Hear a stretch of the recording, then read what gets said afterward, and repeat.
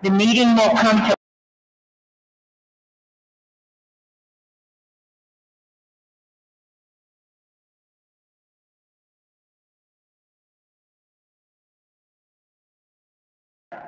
and to the republic which stands one nation under God, indivisible, with liberty and justice for all. And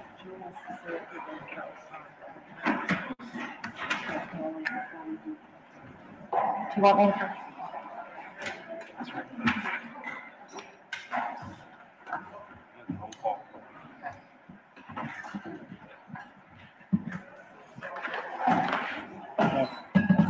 Jamie Bova.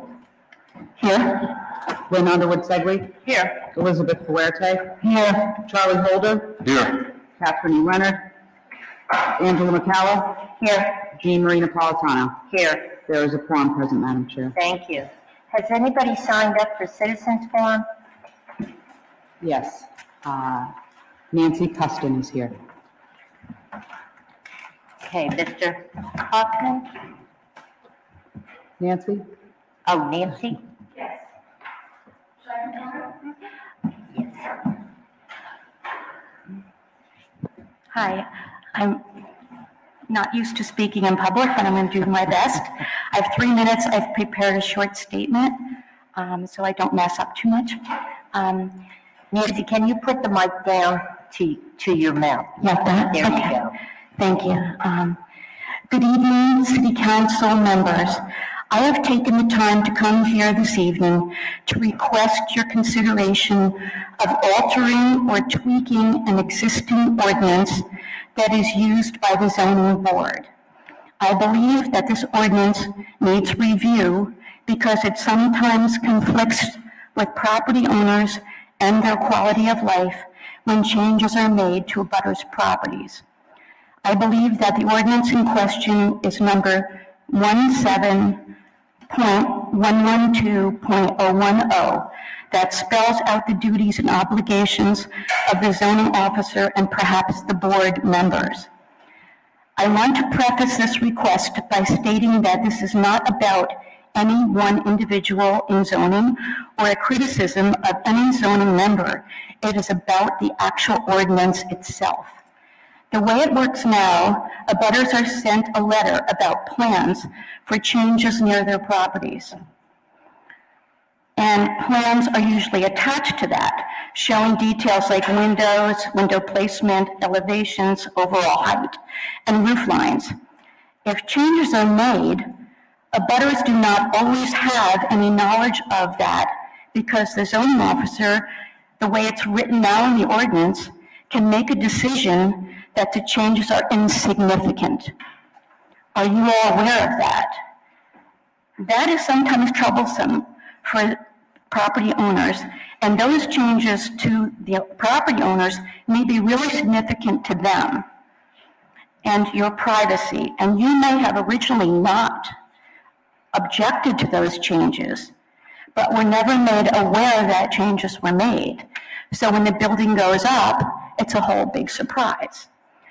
I'm asking simply that the existing ordinance, whenever there are changes made to an elevation, a window placement, or a roof line, or the like, that abutters are sent a simple email to let them know of those changes, and so they can respond accordingly. This way, there are no surprises, and all abutters have time to review those changes, and then, if necessary, object to those changes. And that's all I'm asking for. I wonder if you could please consider that. Thank you. Okay. If you have that written out, if you can hand it to the table over there. Okay, even with my spelling errors? Even with it. Okay, thank you very much. Thank you. Thank you. We're going to have a moment of silence now. In the last few weeks, we've lost 2 people who contributed greatly to the city of Newport. One was our former mayor, David Gordon, who also happened to be the chair of the school committee. And after a successful banking career, he came to Newport to dedicate his time to make things better and to improve the city and the schools in Newport. The second person that we will have a moment of silence for is for Christy Logathatz, and she had called me several years ago in regard to our sister city in Greece, and our sister city is Skiathos, and at the time there were some difficulties, and she brought it back up to the council and had arranged to have like a Zoom meeting with them because they couldn't travel at the time, and she contributed greatly to our sister city relationship with Skiathos, Greece, where many of our residents of Greek origin had originated from. So I'd like to ask for a moment of silence for both of these individuals who contribute so greatly to the city of Newport.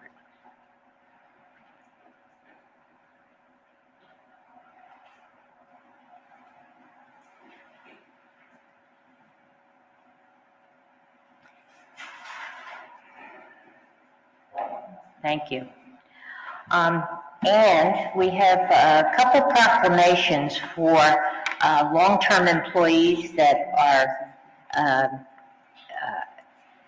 going to be retiring from the city. And I know our manager would like to express his thoughts.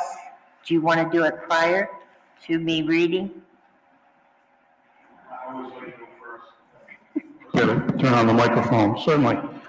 I've had the opportunity to work with both Bill Hanley and Brian Dugan for a number of years, and I work very closely with them on a daily basis. I rely heavily on their work product and their advice, as we all do, and I can say in both instances, their advice and their work product have been nothing short of outstanding. Bill Hanley has been a calming, thoughtful presence in this building, someone that I can rely upon or could rely upon in a moment's notice. I would consider him, and I've been in municipal government for close to 37 years, and I've had a lot of experience with building officials and zoning officials and the like, and I would consider him, and I think we all should consider him, the preeminent building official in the state of Rhode Island, without a doubt. Brian Dugan's retirement, I thought I'm struggling with because I can only express it really in two words, an ugh, a very loud ugh, and a sigh. He has been a rock of a fire chief, thoughtful and loyal, and just as Bill Hanley, he is available on a moment's notice. Both gentlemen are a significant loss to the City of Newport municipal government, and they're going to be tough to replace. I can only say on behalf of myself personally and the rest of the city staff, we can only wish both of these individuals good luck, and I sincerely mean many thanks. Thank you. I'll now read the proclamation for Chief Dugan. Whereas Wednesday, December 8th, has been set aside in the city of Newport to recognize Brian T. Dugan, Sr. upon his retirement after more than 25 years of dedicated service as an employee of the city of Newport. Whereas Brian grew up in Newport and attended Rogers High School, graduating in 1982, and went on to study at the University of Maine, earning an associate's degree in forestry, and in '86, along with his emergency medical technician certification. He graduated from Providence College, earning a Bachelor of Science degree in Fire Science in 2004. Whereas Brian began his position with the City of Newport as a firefighter in '92, worked his way through the department to become fire chief in 2017, and whereas during their tenure with the city, Brian has overseen multiple projects which have provided immense benefits to Newport and Aquidneck Island community. Whereas in 2019, Brian oversaw the response to the Aquidneck Island gas outage and associated restoration, and also established safe station program in the city to combat opioid crisis. In 2017, Brian was instrumental in having Newport recognize a storm-ready community. In 2020 and 21, during the COVID pandemic, Brian worked closely with the Department of Health and local community organizations, leading the city's response and coordinating public vaccination clinics. In 2021, Brian oversaw the renovation of the fire department dispatch center and established Emergency Operations Center at Innovate Newport. Whereas in 2011, Brian was awarded the City of Newport's Employee of the Year, and in 2019, he was awarded the Rhode Island Emergency Manager of the Year award, and in 2021, he received the State of Rhode Island Life-Saving Medal. And whereas Brian Dugan is a valued member of the Newport City's leadership team and is retiring December 31st, 2021, having positioned the city and the Newport Fire Department to face the future as a viable and vital department for the citizens of Newport and Aquidneck Island. Now therefore be it resolved that I, as the mayor of the city of Newport and the state of Rhode Island, do hereby proclaim Wednesday, December 8, 2021 as Brian T. Dugan Senior Day, and ask our fellow citizens to show their appreciation and express our thanks for a job well done, and extend our very best wishes for a long, healthy, and happy retirement.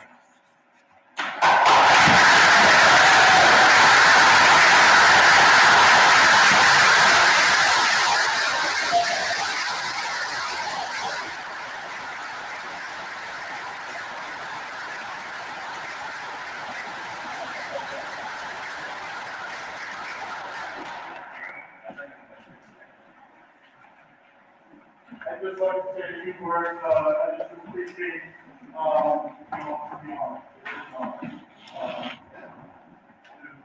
the chief of the Newport Fire Department worked with the city of Newport.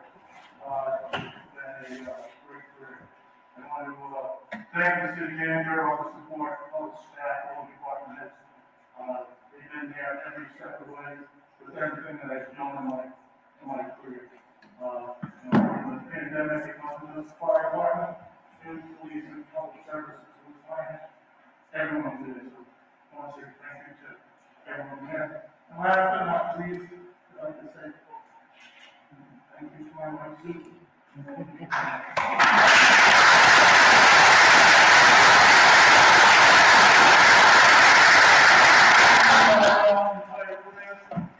Every time we had a route or a storm, losing hurricanes, fire accidents, fires in the middle of the night, I left her. I don't get to hang out with her around.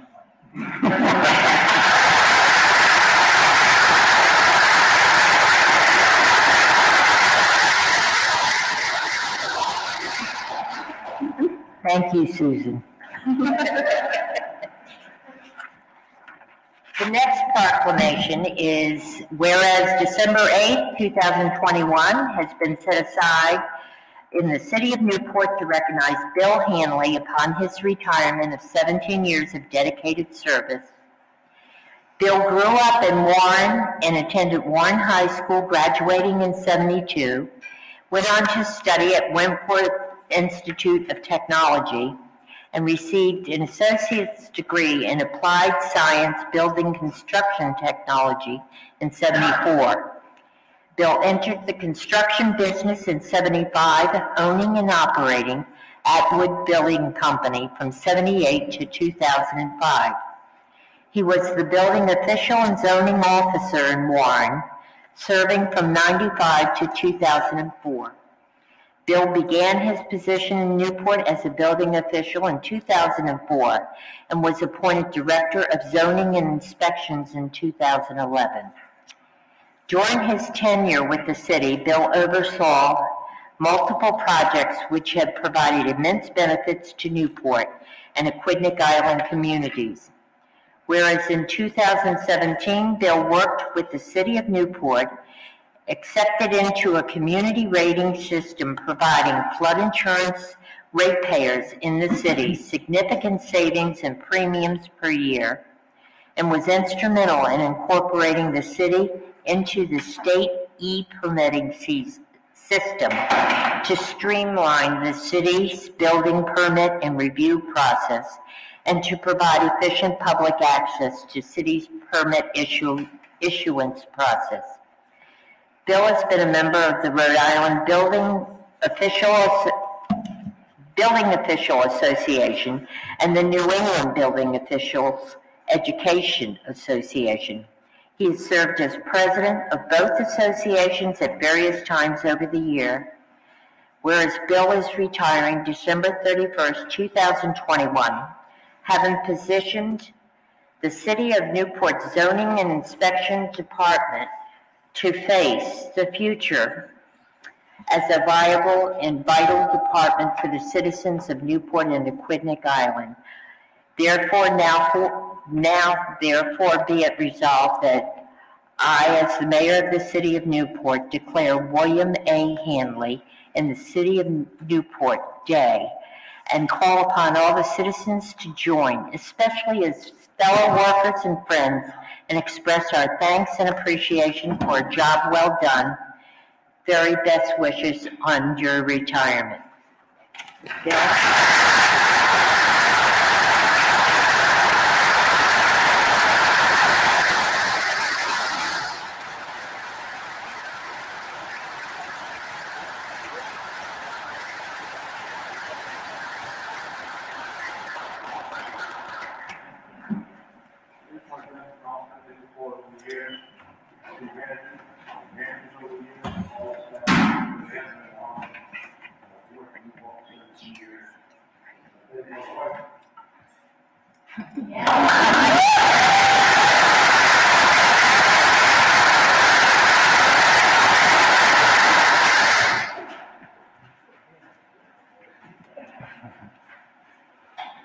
We just saw two examples of men who thank their wives for being how they are or who they are.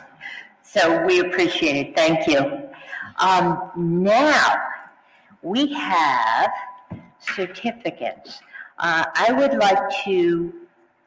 go on the floor with my vice chair, and we have certificates for the girls, Rogers High School girls Division II volleyball team, who won state championship a couple weeks ago. I'm sure all of you saw it in the paper. Their smiling faces jumping all over the place, and they have a lot to be proud of. So if the girls volleyball team and coaches could come out.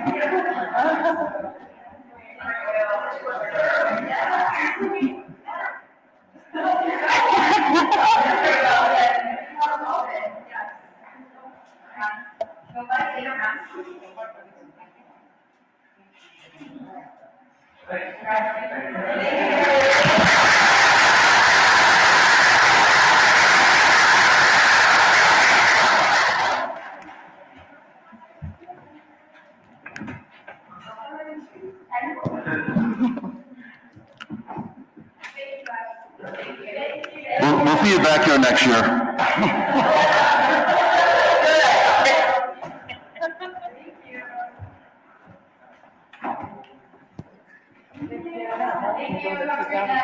Congratulations.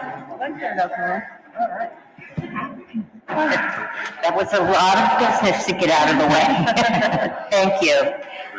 A public hearing, First order of business, please. a public hearing on proposed amendments to Title 17 of the codified ordinances entitled zoning to add marijuana retail facility, which would prohibit marijuana retail facilities. So I'd like to make a motion to open the public hearing.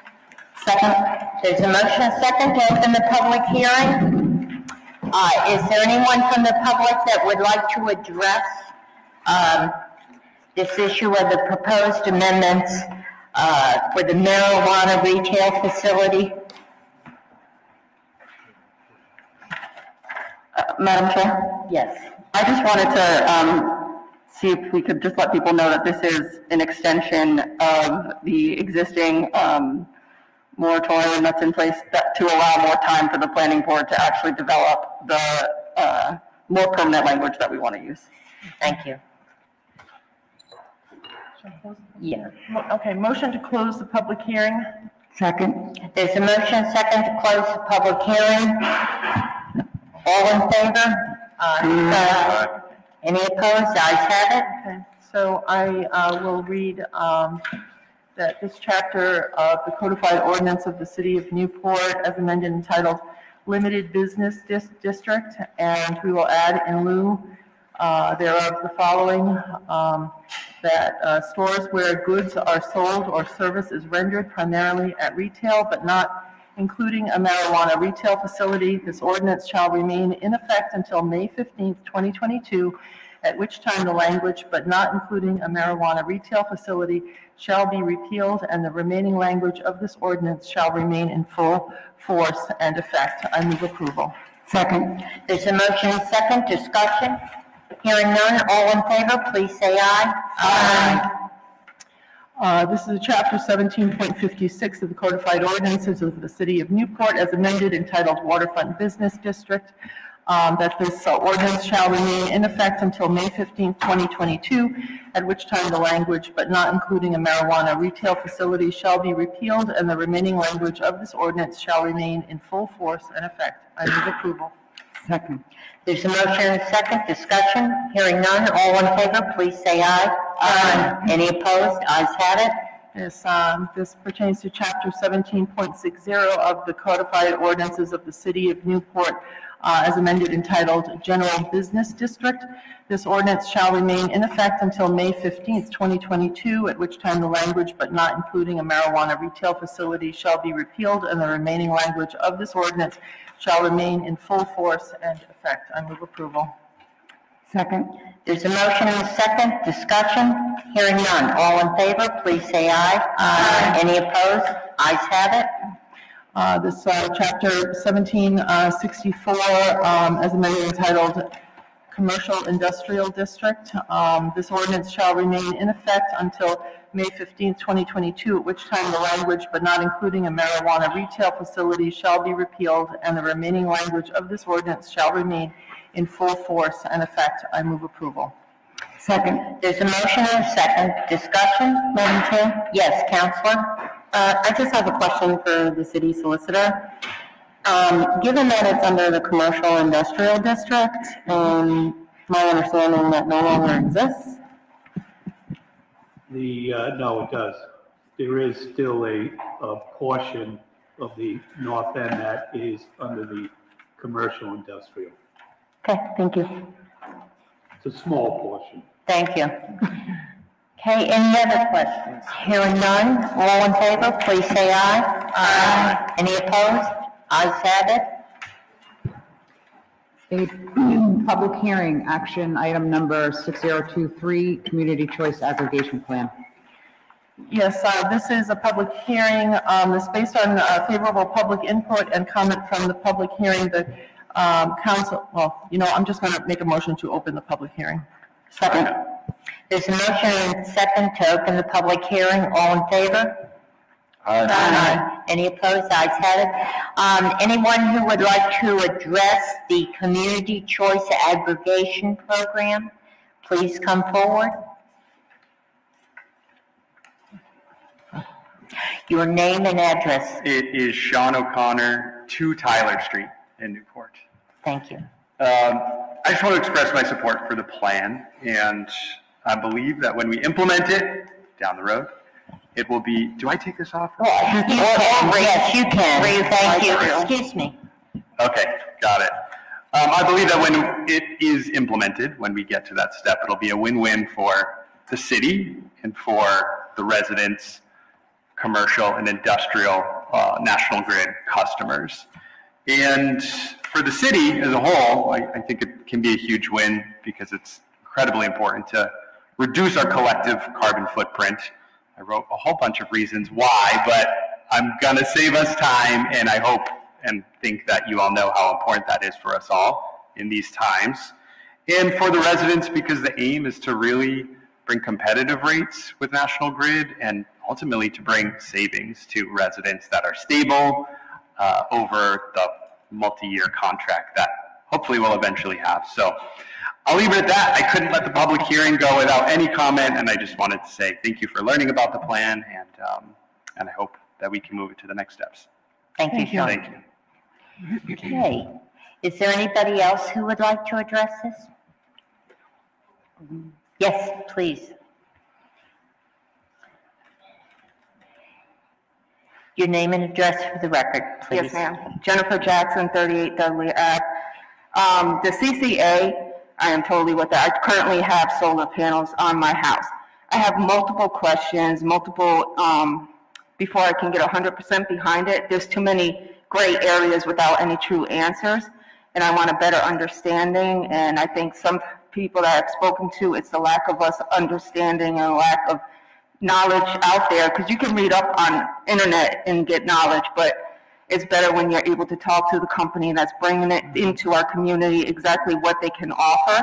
So I'm just here to, I know there's a process, this is a public hearing, and then from here you guys vote, and I know the whole process, but I was hoping that before we got to this process, there was a community outreach prior, excuse me, to this, so that the community could have better knowledge of exactly what it is and how we can benefit and how the process works. Me being a solar panel user, I am a little confused as to how this is greener, because don't we still run off of the fossil fuel that is brought to the electric lines that come to our house? You know, so I'm just, like I said, I have a lot of questions and I'm confused, because with my solar panels, that is directly in. With the CCA, how do they bring in, I guess you can say, like the solar power to our city? Or how, you know, I just don't understand the full process, and I will be clear as day, I don't get it all, but I'm all for greener and using, better fuel efficient, less fuel efficient sources like fossil fuel and stuff. I believe the outreach is going to be, if in fact the council approves this, that's when they'll be doing the outreach. But specifically to your question, I'm certain we can have somebody from the company talk to you. Yeah, well, I mean, not just me, I mean, I would like. I understand, but I mean, for your specific, you know. Because I did speak to Trish and she did help a little bit, but I thought that this was going to be more informative about exactly what the process is and everything, and how I understand us, it's rates and greener, but there's just a few questions, a few concerns that would be nice if the whole community could hear and understand, so that way the whole community isn't so skeptical and more supportive of it.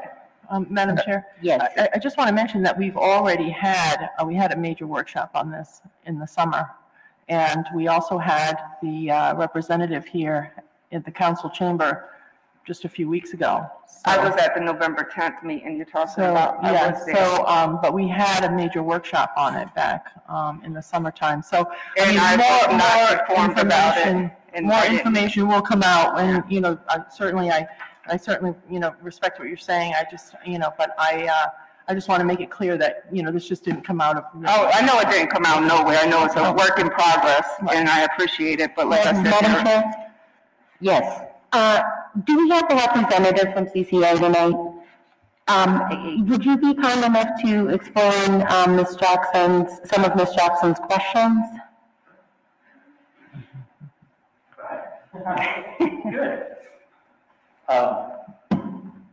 Sorry, so. Your name to the record. Yes, Jamie Rhodes, I represent Good Energy, the consultant that the city has chosen to develop the aggregation plan. And I know, speaking to you, although in response to the comments that were raised, and I'll be once again happy to talk with Ms. Jackson offline here, and so to answer questions directly. But the ones that brought up, my understanding is specifically around how does this impact somebody with solar panels. The answer to that question individually is that there's no change to anybody that has solar panels. There's no change to the contracts they have to purchase their power from National Grid. So whatever rate they have, whether they get bill credits or whether they get direct payments for the electricity, there's two different programs. Those are all maintained. There's no change to those contracts. What would happen is that if that person who has solar panels up chooses to participate in the program, then they would be able to benefit from the aggregation rate that's available through the program, so they can continue to participate. If they choose not to participate in the aggregation program, they can still take their service from National Grid or any other supplier that they might choose to cover what is not generated by their solar panels. The second question about how is this greener? How is this greener electricity? I understand that to mean how is this more renewable? The answer to that specific question is that the default plan, the default program, the default electricity supply that folks would be enrolled in would have more renewable energy than the state minimum, the state renewable energy standard. Right now, the anticipation is for that to be 10% more. And in 2022, when we would plan to launch the program, I'm going to do quick mental math, that would be 28.5% of the electricity would come from renewable energy sources, as opposed to the state minimum next year, which would be 18.5%. I may be off by 0.5% on that without checking. And so with that, that's an option for individual residents, and individual customers can also choose a 50% 50% option where renewable energy represents 50% of all of their usage. There's also a 100% option, so that 100% of the electricity comes from renewable sources. And there's also an available product that is comparable to the state minimum, which is what National Grid offers. And that would not have any additional premium or additional cost for renewable energy credits. It's just comparable to what National Grid has. Those are the two questions that I gleaned from the comments. And once again, I'll happy to follow up with her independently and to have any other questions that she has answered. I just have, Madam Chair, I just want to, you know, I have gotten some concerns from residents about, of course, the opt-in, opt-out issue. I just want to make sure that residents will be communicated with in a variety of ways. If we do approve this, I mean, it won't just be online, opt-in, opt-out. You will send a letter. There will be an easy way to opt out if they choose to do that? Yes, so the most direct form of communication is direct mail. There'll be 2 items of direct mail sent to every eligible customer. The first one is a postcard that will essentially say there's important information about your electricity supply coming. Please look for information. We'll put the town seal on it so they know it's official communications from the city. And then the second piece of mail will have the rates of the electricity supply, the rates of National Grid, the optional products, so that individuals can compare and make their choice. It'll also have information about how they can opt out and avail themselves of National Grid and other suppliers. With that comes a prepaid postcard, return address postcard that they can send back. In addition to that, there'll be a toll-free number that'll be set up so that individuals can call to opt out of the program. National Grid's call center will also be able to process folks who want to opt out, so those numbers are still available. And then we will also be launching a website where there's an online form where individuals can indicate that they want to opt out that way. So we want to try to make it both phone, digital, and direct mail as ways for individuals to opt out. I thought so. I just wanted to Madam make sure Chair? that was. Yes, Counselor. You said a lot of really technical things. At its base level, why is this appealing? Why do residents want to, or what are the benefits that the residents will see? Mm-hmm. Yes, the primary goals of the program is the first one is to provide competitive rates to what National Grid has to offer, while also increasing the amount of renewable energy that is a component of our electricity. So we want to be competitive while introducing more renewable energy into the mix. The ways in which we're able to accomplish that is primarily based off of timing. When National Grid buys electricity, they do so on 4 specific days every year. It's roughly the same days every year. That's when they have to go. They have to buy for certain periods of time. What the aggregation program is able to do is identify when electricity rates are lower and procure electricity for longer periods of time at lower market rates. So that way we're able to be competitive while offsetting some of that savings with additional renewable energy. The second piece is that after the program is up and running, to be able to offer longer, stable rates. So instead of right now where rates change every 6 months, we're going to push suppliers to introduce longer rate periods. So 7 months, 9 months, a year, where the rates will not change for individual customers. And the last one, it's kind of tied into the first about competition, is really about the ability to use this program to address climate and resilience goals. So that starts by increasing the amount of renewable energy that we use, but once the program is established, the way in which we procure, buy, and use electricity is now a tool that the city can have for how it might further address climate and resilience issues. I don't know exactly what that will be. I do not know what the future holds when it comes to climate issues, but knowing that the city, instead of just National Grid, is in control of where and how we procure electricity means that we'll have options available to us instead of just relying on a utility to do so. Last question. Just to piggyback again, Ms. Jackson's question about this isn't the end-all be-all for tonight. You will begin to start holding public outreach? Yes, so a positive vote tonight to proceed with the program will then have this plan submitted to the Public Utilities Commission. So before we engage in that, we have to make sure the plan meets the state standards, and so they will initiate the review process upon filing the plan with the Public Utilities Commission. At this point, we expect that process to take roughly 8 weeks. I don't know how the holidays will affect that. Maybe it will be 10 because everyone takes off a little bit of time. And then following that, we'll be able to go through the actual bidding process to select a supplier, identify what those launch rates are, so we have that key information to then engage in the outreach efforts. And so in addition to the direct mail that we talked about, we also will engage in social media to inform folks that this program is coming. I will absolutely be asking for additional time on your valuable agenda to describe the program and prior to launch and inform people of the ability to opt out.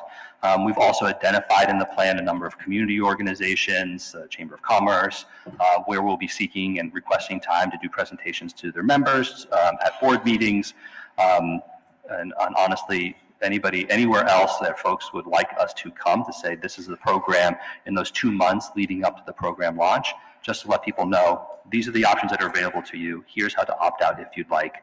And we'll be doing that once we have those 2 key pieces of information. What's the rate that's the aggregation program is going to offer, and when will it start?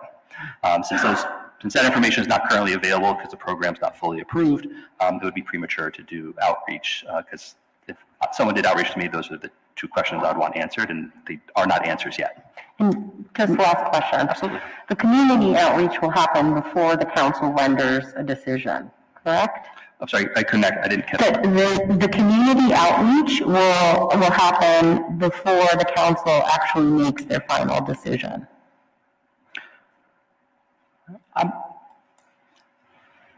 So I'm not sure if I entirely, so what's the final decision by the council?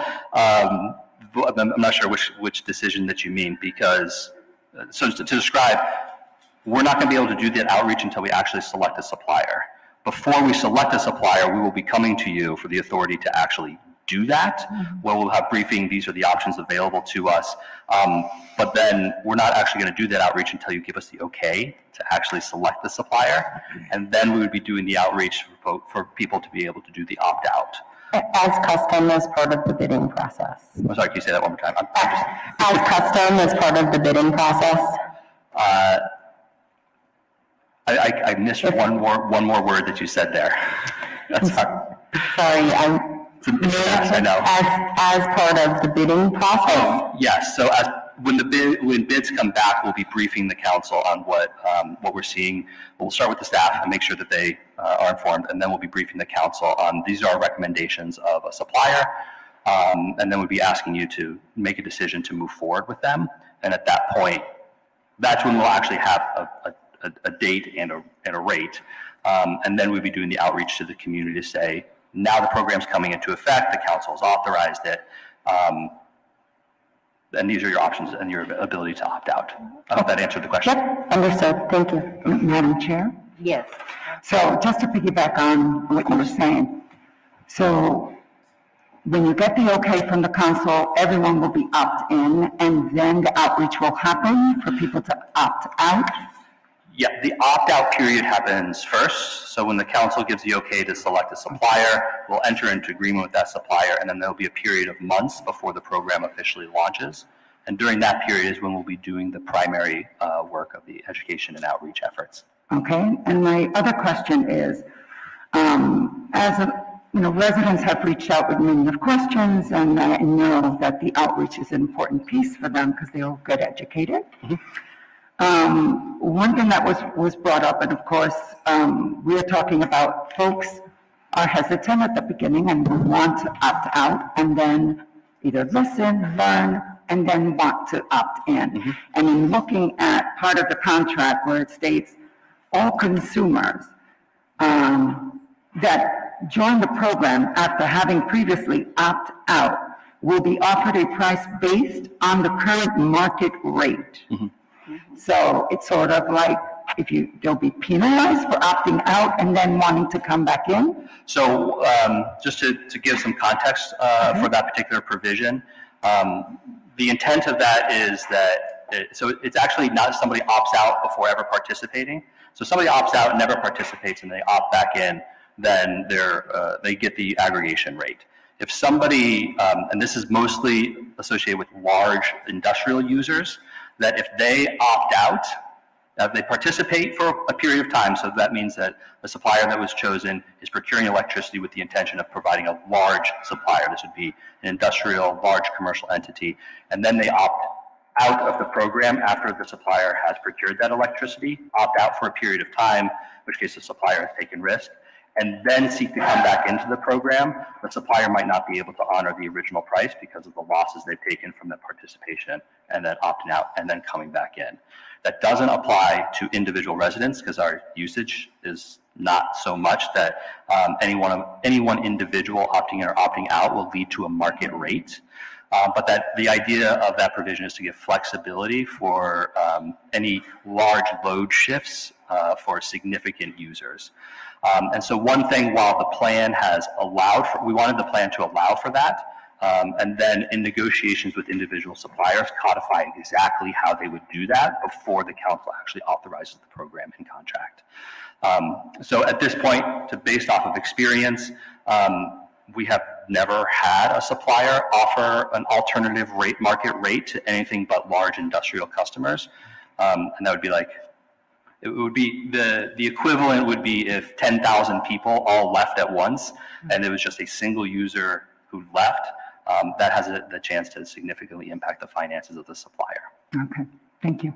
But that's an important question, and I recognize the the piece of that of like, would individuals be penalized for choosing to be in the program, leaving the program because they get a better rate somewhere else and then come back in? The answer to that is no.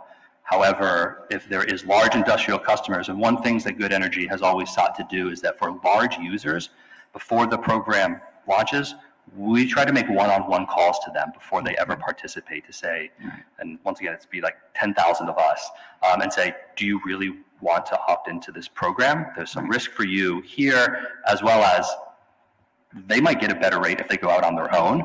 And obviously, we'd be more than happy to help them with that, but to give them the advice that if they want to utilize a competitive market, them by themselves might be able to command a better price than by working with residents, just because their load is more predictable. Right, but just to clarify, because we're not going to reach everyone. And we are not, right? I don't know how to reach everyone. And because we are opting in once you get the blessing from the council, some people will read about it, might not, depending on the outreach and so on. But then they might decide, you put me in, I want to get out until I learn more. And then after learning more, or later on hears that, yeah, it's beneficial and then wants to opt in. That's why, I asked the question, because for clarity reasons, people were thinking, I'm going to be penalized, so I have to. Absolutely. And no, for each one of them, therefore, by every intention in the final contract to make sure that individual residential customers are able to receive the aggregation rate from the beginning, rather than any sort of market rate at a later date. And yes, our intention is to put that into the final contract. Thank you. Thank you. Of course. Any other questions? Hearing none? Okay. A motion to close the public hearing? Is there anyone else from the public? Anybody else from the public would like to address the council? Motion to close the public hearing. Second. There's a motion second to close the public hearing. Discussion? Hearing none. All in favor, please say aye. Aye. Any opposed? Ayes have it. There's a resolution that's attached to the council letter that the council needs to consider, which moves the plan that you've been considering for months now to the Public Utilities Commission that was just discussed. So if you look at the second page of your document, That's what I was going to read. the last resolve, it'll explain what the administration is asking you to do. Yes. Make a motion, based on favorable input and comment made by the public hearing, the city council supports moving to the next step of the program development and approves the community choice aggregation plan as presented or amended, and directs the city's consultant, Good Energy LP, to submit the approved plan to Public Utilities Commission for review. I move approval. Second. There's a motion and a second. Discussion? Hearing none. All in favor, please say aye. Aye. Any opposed? Ayes have it. The consent calendar? Yes, I make a motion to approve the consent calendar in its entirety with the exceptions of H, I, and J. Second. There's a motion and a second. Discussion? Hearing none. All in favor, please say aye. Aye. Any opposed? Ayes have it. Yes, I'd like to take H and I together. I'd like to thank Richard Haggis. He's resigning from the planning board. We have received with regret. And also Margaret Caswell, her resignation from the Beach Commission, also received with regret. I would like to thank them for their service to the city. I make a motion to approve. Second. There's a motion and second by Councilor Holder. Discussion? Hearing none. All in favor, please say aye. Aye. Any opposed? Ayes have it. Yes, also item J. This is an item where the State Rhode Island Historic Preservation and Heritage Commission would like to inform the council and the public that they are considering revising the Newport Historic District to include the Spring Box, which is at the intersection of Spring and Toro Streets. And I just would like to just bring that forward to the public, and that they will be considering that at a February meeting. So, thank you. I move approval. Second. There's a motion and second. Discussion? Hearing none, all in favor, please say aye. Aye. Application for a special event license, Audrain Automobile Museum, Inc., DBA Audrain Newport Concourse and Motor Week, various locations throughout the city, September 29th, 2022 to October 2nd, 2022. I move approval. Second. There's a motion, second, discussion? Yes, Madam Chair? Yes, Counselor? I'd like to address if John Boxer is here tonight, or a representative from Audrain.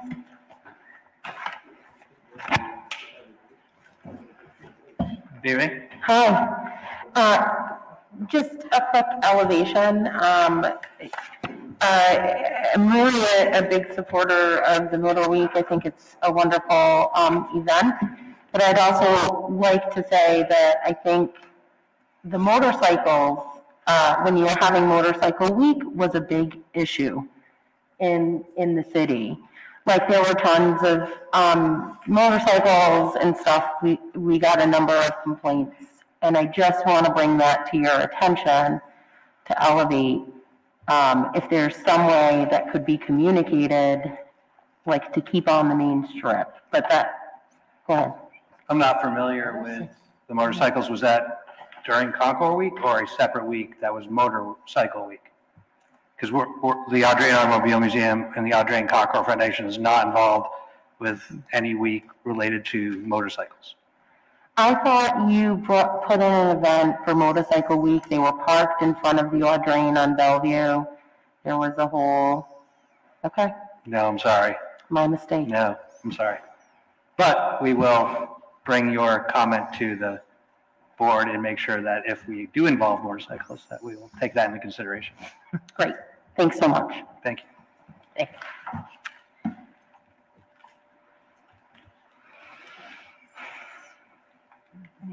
Are there any other comments, any other questions? Hearing none, all in favor, please say aye. Aye. Any opposed? Ayes have it.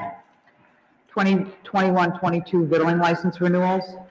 Yes, I'd like to make a motion that we approve the Fitzsimons LLC doing business as Corner Cafe Vittling license at 110 Broadway, number 3A. Second.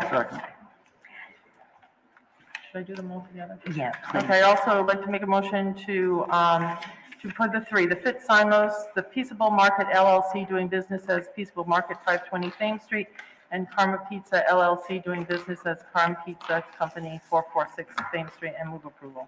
Second. There's a motion and second. Discussion? Hearing none, all in favor, please say aye. Aye. Any opposed? Ayes have it. Appointments to boards and commissions.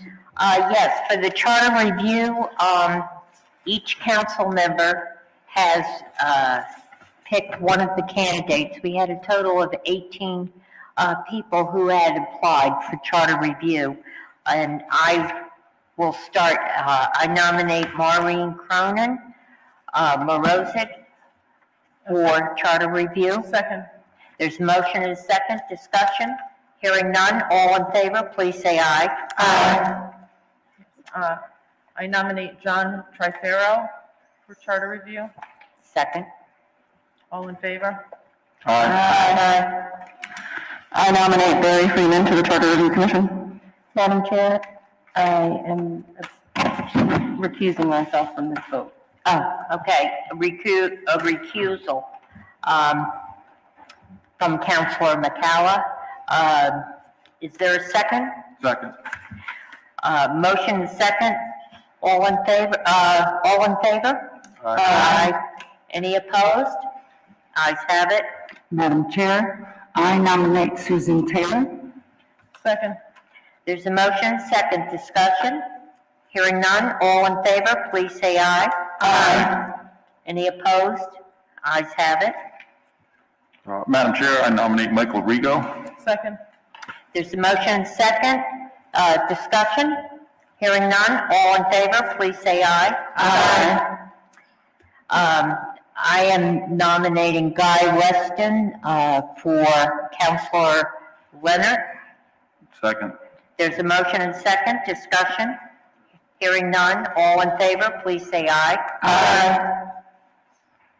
Madam Chair, I nominate Stephanie Smith. Second. There's a motion and a second. Discussion? Hearing none. All in favor, please say aye. Aye. Any opposed? Ayes have it.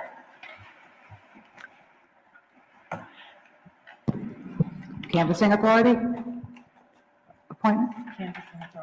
Yes, Canvassing Authority, I make a motion to appoint Sharon Connors to Canvassing Authority for the term of 3/1, to fill the term expiring 3/1/2022.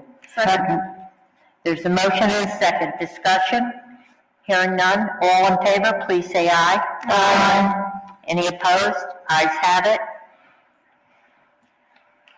Newport Beach Commission, I make a motion to appoint Parker Seislin to a 3-year term to expire April 11th, 2024. Second.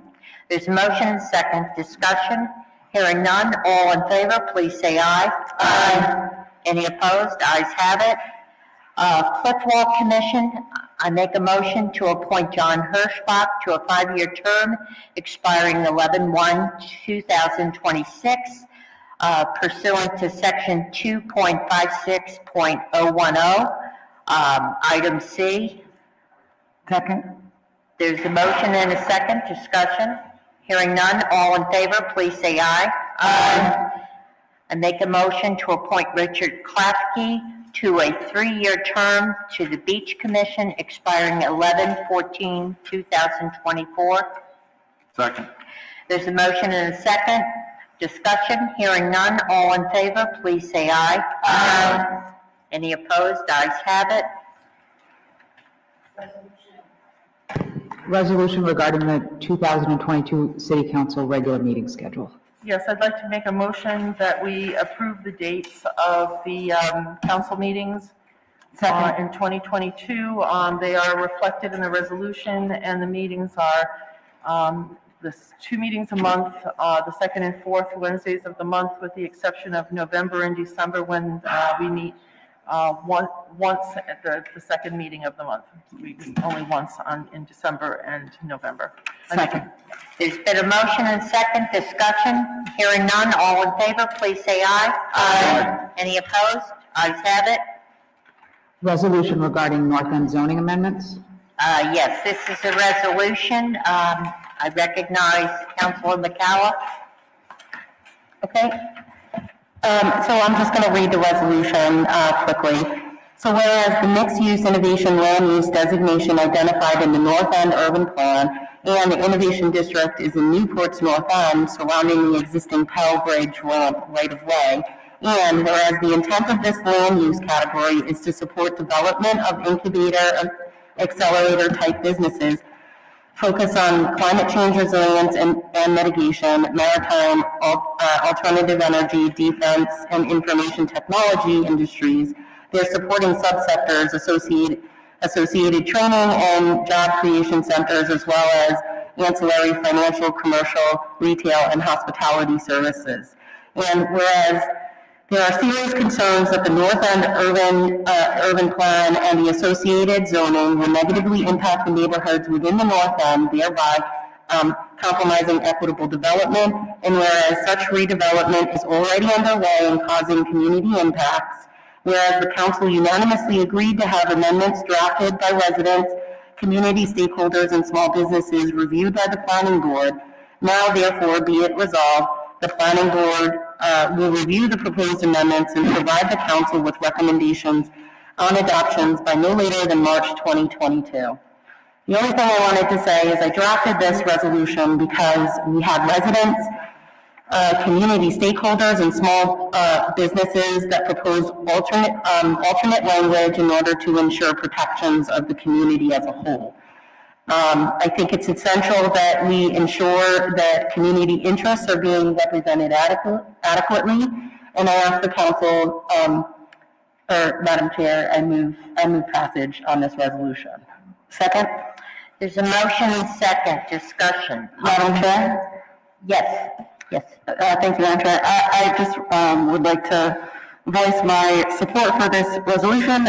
When we passed the North End zoning there was quite a lot of discussion ahead of the meeting, during the meeting, after the meeting, amongst residents, businesses, etc. And I voted to approve the North End zoning because I do think it is an important piece of zoning, and I think the North End urban plan is an important plan that was necessary.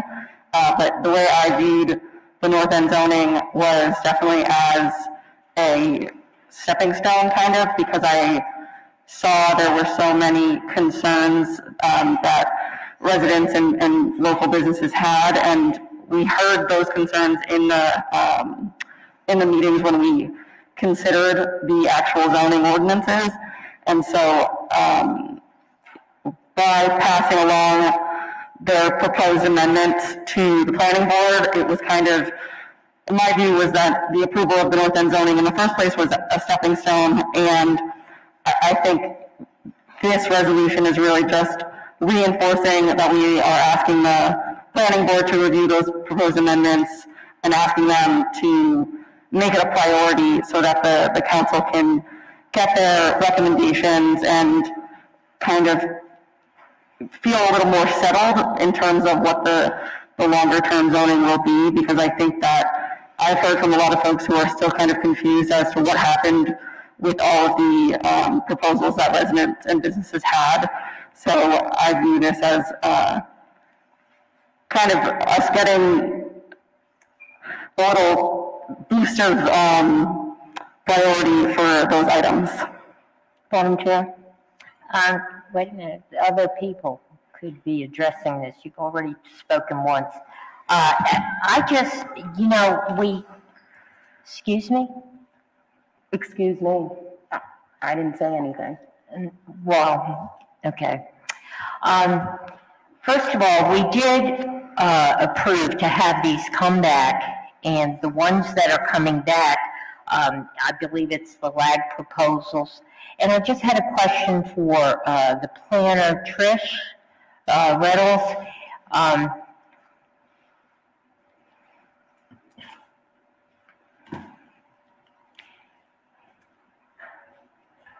I know planning has a lot on their plate, but is it possible to have them review this and have something come back to the council in March? So it's possible to have them review it by March to send back to the council. Is the expectation that it be on the March docket for the council? Yes, the recommendations. Yes. So we can most likely, Yes.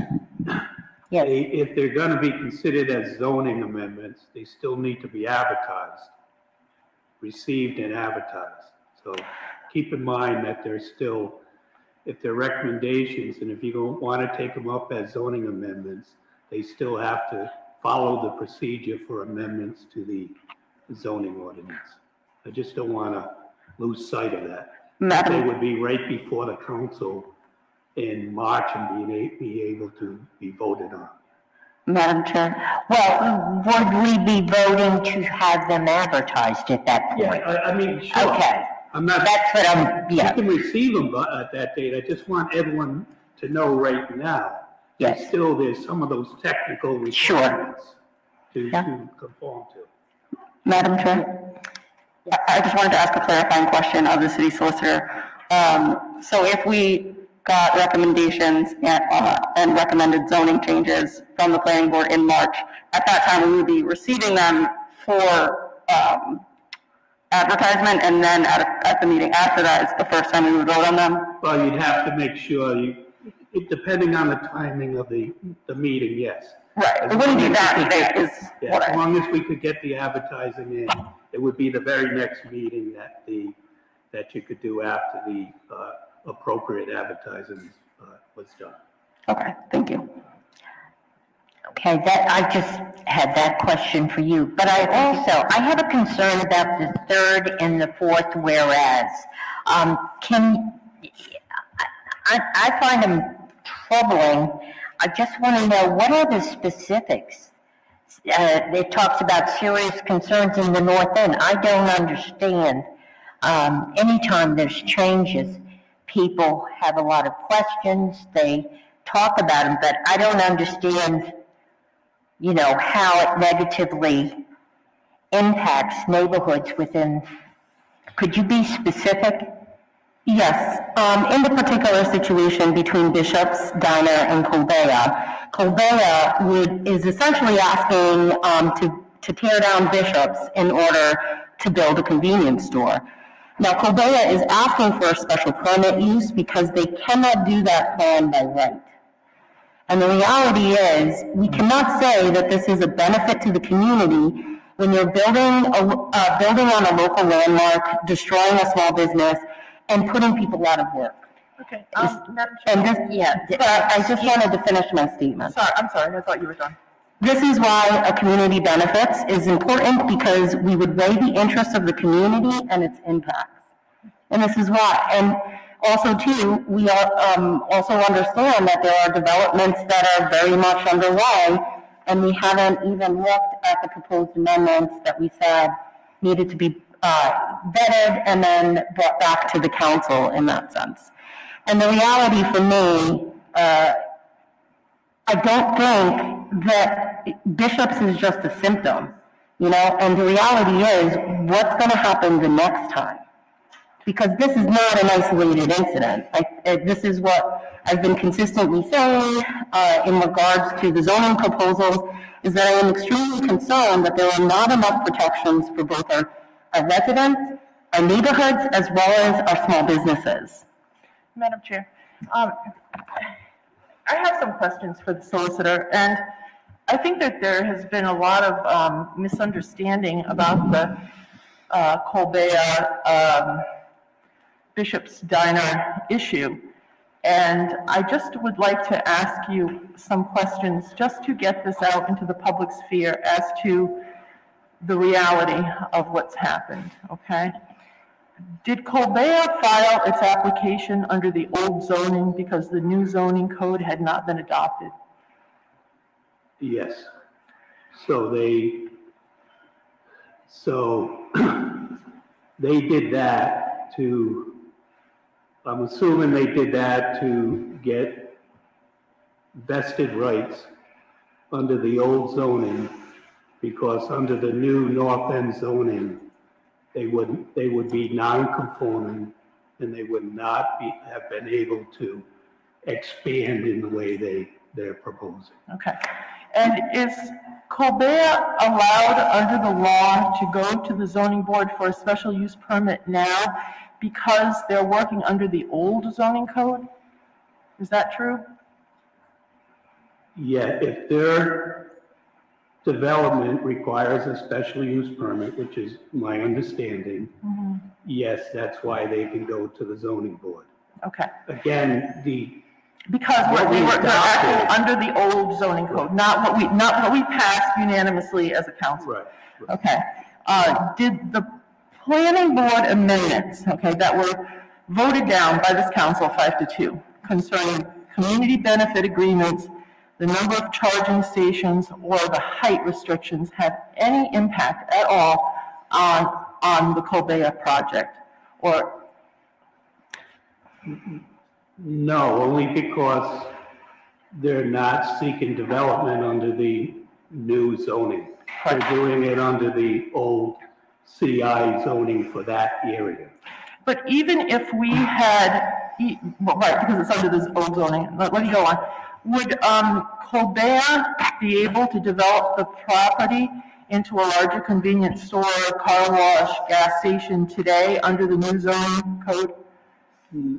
No, they would be non-conforming, and as a non-conforming entity, to expand it to that level, in my opinion, they wouldn't be able to do it under our zoning. They would need some type of use variance, which is very difficult to obtain, and I don't think they would obtain. So the serious concerns that are cited here really have to do with the old zoning and not with the new zoning that we implemented.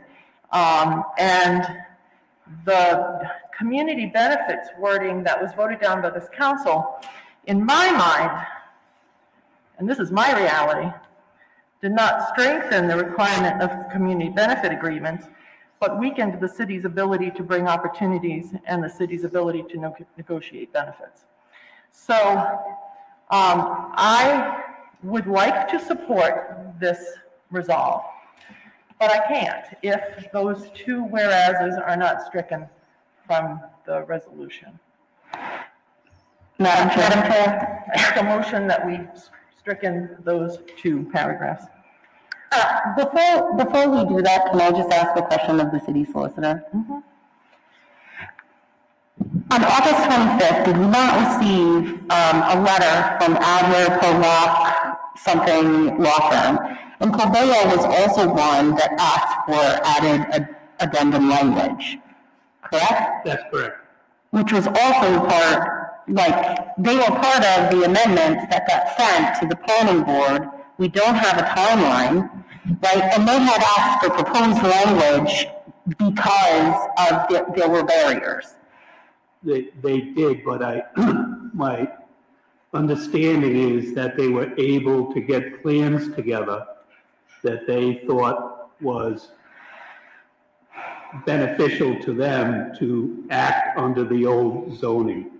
So I'm not even sure whether they will be pursuing any amendments to the north end zoning. They still may be, I don't know that for a fact. But obviously they had two options: to seek an amendment to the north end zoning or to try to obtain vested rights under the old zoning, the CI zoning, and they chose the CI zoning, at least to this point. Madam Chair? Yes, Councilor? The whereases that are being discussed are not simply concerning the development with Colbert and Bishop Steiner. When we say serious concerns, residents shared their serious concerns in September when we went through and had the public hearing on the north end zoning, and they shared their concerns by bringing the amendments through the LAG, and those concerns have still not been addressed because those proposed amendments haven't been reviewed by the planning board. So I think saying that there are serious concerns is a true statement, because there is a packet of proposed amendments that were put together primarily by residents, but also including small businesses and also including various community stakeholders that have not been under review yet. And so because of that, it is a true statement that there are serious concerns with the North End Urban Plan. Madam Chair? Just a moment. First of all, the LAG is part of what, Smart Growth? They're a consultant dealing with that. Okay. That is not our contractor. That was the contractor through HES. We didn't appoint these people. We went through the recommendations that they had, and it was voted not to take up certain ones. That's not true. Not true. That was not to take up certain ones from planning board's recommendation. We agreed unanimously that we would send all of the amendments. You're right. That we would look at these again.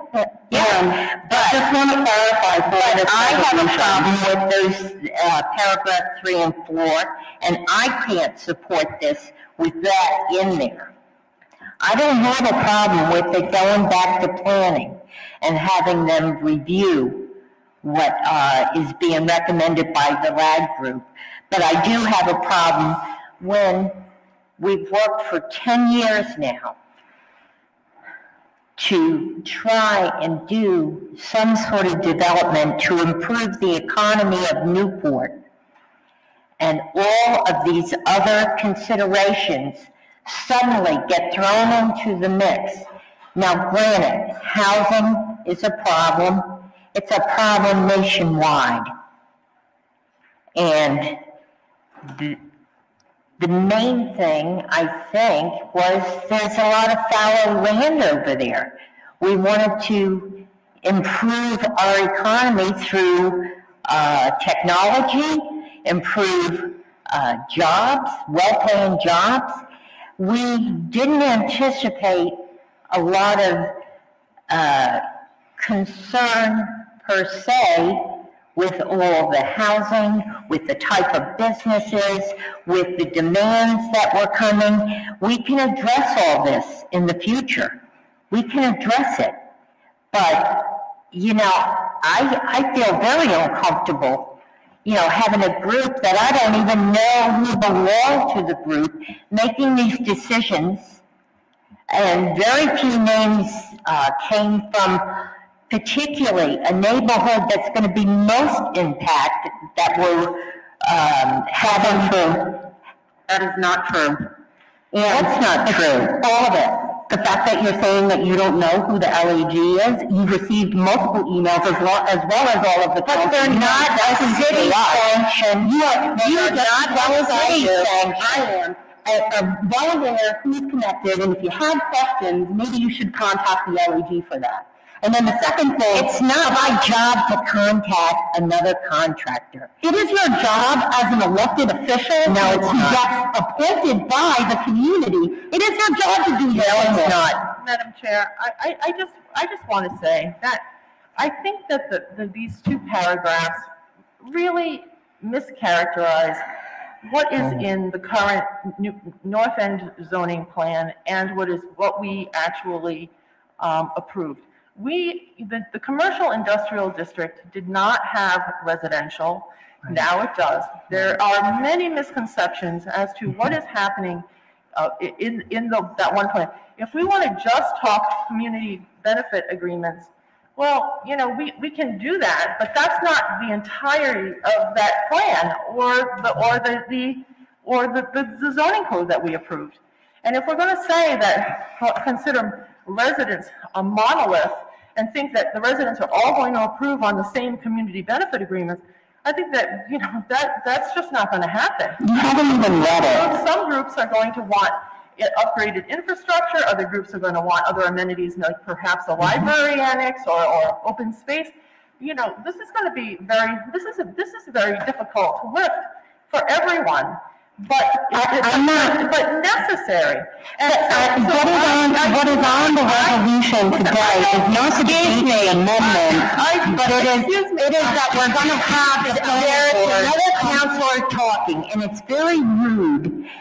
We haven't interrupted when you have been speaking. It's very rude to interrupt another counselor, a fellow counselor, when they're speaking. I don't normally get hung up on phrases in whereases. I really don't. And typically I say, what's the most important thing? The resolve is the most important thing. But this resolution and those whereases mischaracterize what we voted on unanimously as a council. And so therefore, I cannot support this resolution with this mischaracterization of the North End Urban Plan and the zoning code. So if we do not have support for this, I believe it is important for the planning board to come back with recommendations from the LAG group. I believe that is important. And I will be more than happy to submit a resolution at the next meeting asking for that, if this vote does not pass, to bring that to the council without those paragraphs. So you're basically going to take my resolution and claim it for your own. Got it. Madam Chair? That's not what I'm saying. Yes, it is. And it doesn't even matter what's on the docket. What I am asking the council to be clear is that we are asking the planning board and actually giving them a date to come up back to the council no later than March 2022. We're not debating on whether or not yes or no to community benefits, yes or no to 90-foot buildings, yes or no to residential for who. We are talking about, there were a set of proposed amendments that were given from, again, residents, community stakeholders, as well as small businesses that needed to get taken up. The only thing I'm asking in this resolution tonight is that we ask the planning board to go ahead and move forward with an expected timeline. And Councilor, I agree with you. but I will not support this with this idea of serious concerns with the North End urban plan when there really are not. And what we are going to take up are other amendments. So therefore, I cannot support those whereas statements. If you want to take them out, I will support this resolution wholeheartedly. Madam Chair? Yes, Counselor. The solicitor. When Councilor McCullough was asked to give a specific as to concerns that she had that was the idea of her writing into this resolution. Does the council have any rights of decision-making on that property? Who owns the property where Councilor McCullough mentioned Bishop and the gas station?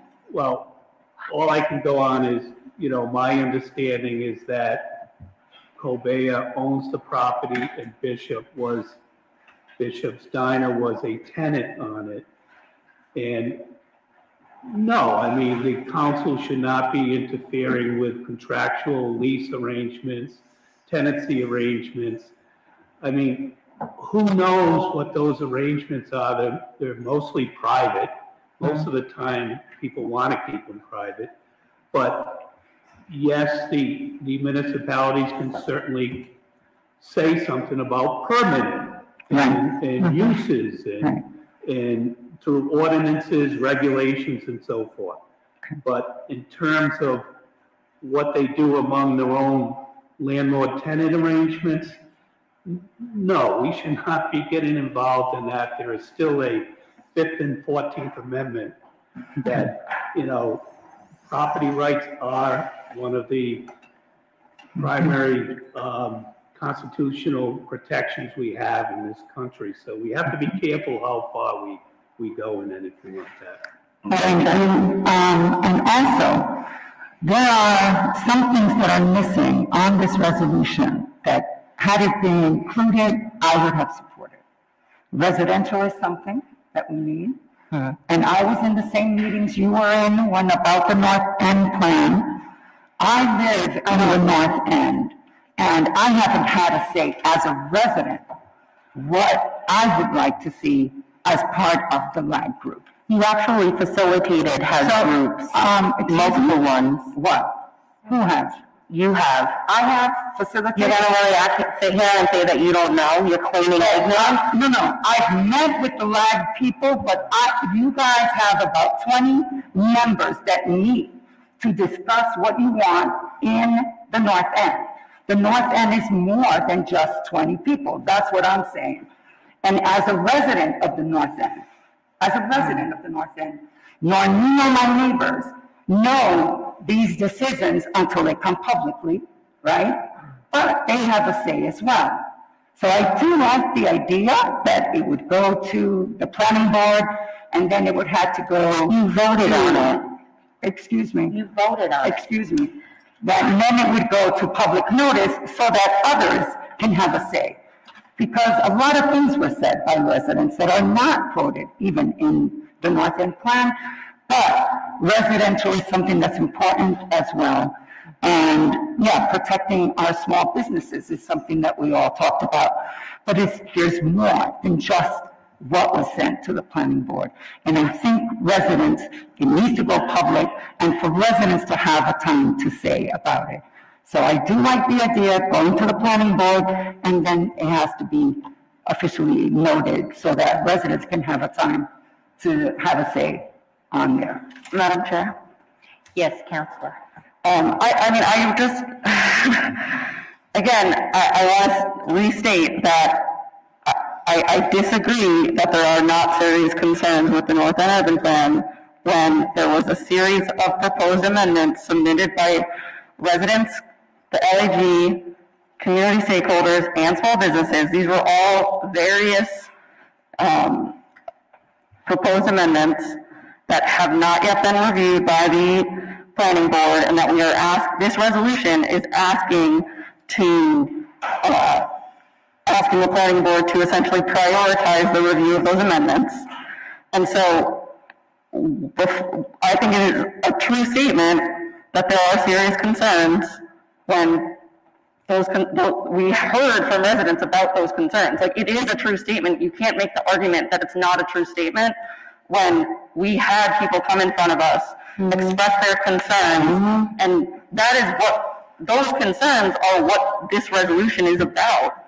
The proposed amendments are what those concerns were about. Okay. And I recognize that there is a difference in opinion on, whether the validity, I suppose, of some of those proposed proposed amendments, but I don't think that you can make an argument that there are not serious concerns when we have residents that are here tonight. We have residents that were here at those meetings where we had the public hearings on the North End zoning, who shared and expressed their concerns. And the reason we forwarded their proposed amendments to the planning board was to ensure that the residents were heard. And so I recognize that there is disagreement and there can be a level of conflict on this council that sometimes makes us disagree with each other when we're all really wanting the same thing. And I think that we're in that position right now, because I think that we, for most of you who I heard, you said, I would support asking the planning board to get the recommendations back to us in March. But there's a desire to hear the planning board's review of those proposed amendments. And I think that we need to just take a step back and look at the larger picture and recognize that those proposed amendments do encompass things that run the gamut from the CBA to housing, to what counts as workforce housing versus subsidized housing, to, setbacks. Honestly, there were a myriad concerns that were shared, again, by residents, the LAG, community stakeholders, and small businesses. Madam Chair? Yes, I just want to say that I know that there are amendments that are going to be coming before us, and that we did vote on the zoning code in order to get something in place so that a Colbea would not happen again, right? So we did do that and then send those LAG amendments to the planning board. And those amendments are going to be taken up very seriously, and we understand that there are people who are very concerned about certain things. But what this whereas does, in these two whereases, in this resolution, mischaracterizes what is actually in the North End Urban Plan and the new zoning code.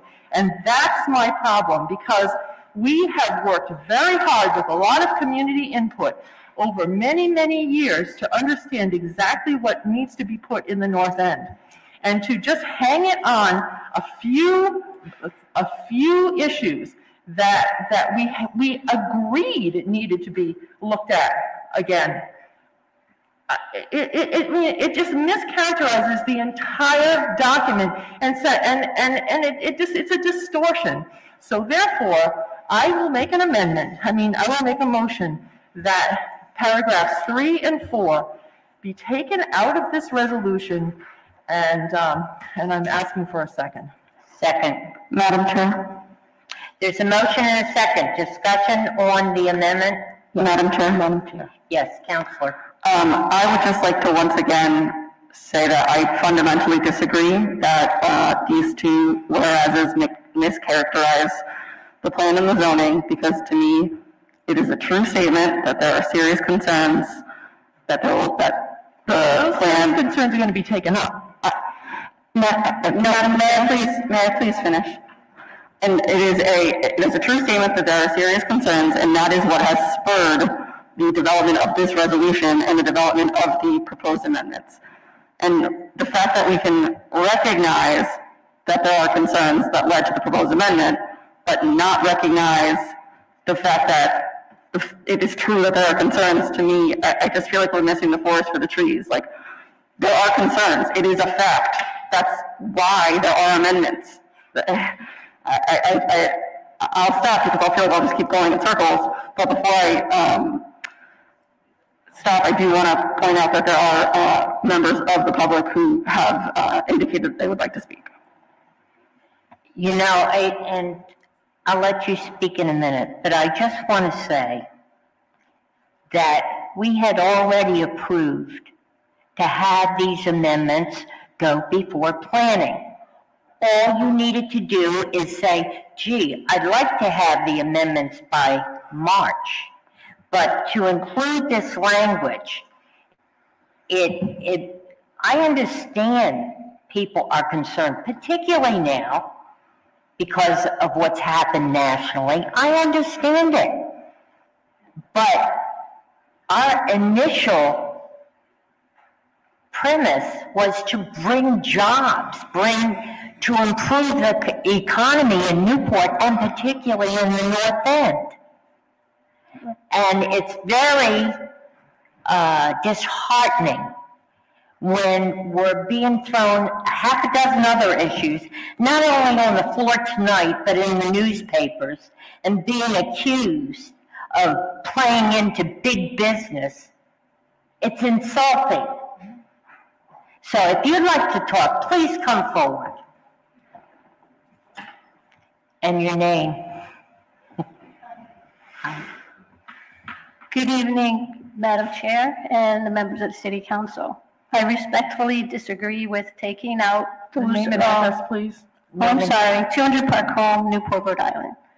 I am a North End resident, and I also am a member of the LAG, which is a local advisory group, because I understand what they're trying to do, and I am for them 100%. If you take out those amendments, you're taking out.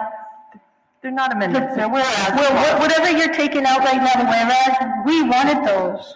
I'm not taking anything away, Ms. Mulligan. We're taking nothing away. All we're saying is that this language is inflammatory as to what the council actually passed, and that we want those LAG amendments to come before us.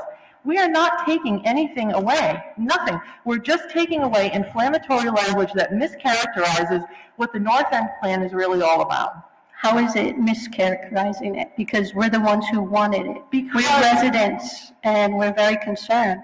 Because we are going to listen to those amendments. The planning board, it's going to the planning board, it's going to come to the council. We are going to discuss it. We're going to have public hearings. We're going to have everything that you need to do to discuss it. What I'm saying is, and I don't normally get hung up on whereas statements. I really don't. I mean, I might not agree with it completely, but okay. But these whereases is a political move, okay, to say that there are concerns that somehow we didn't do something right, the 5-2 vote. And you know what? We've been working very hard on this, and you know, we need to come together and not divide the community. And that's what these kinds of statements do.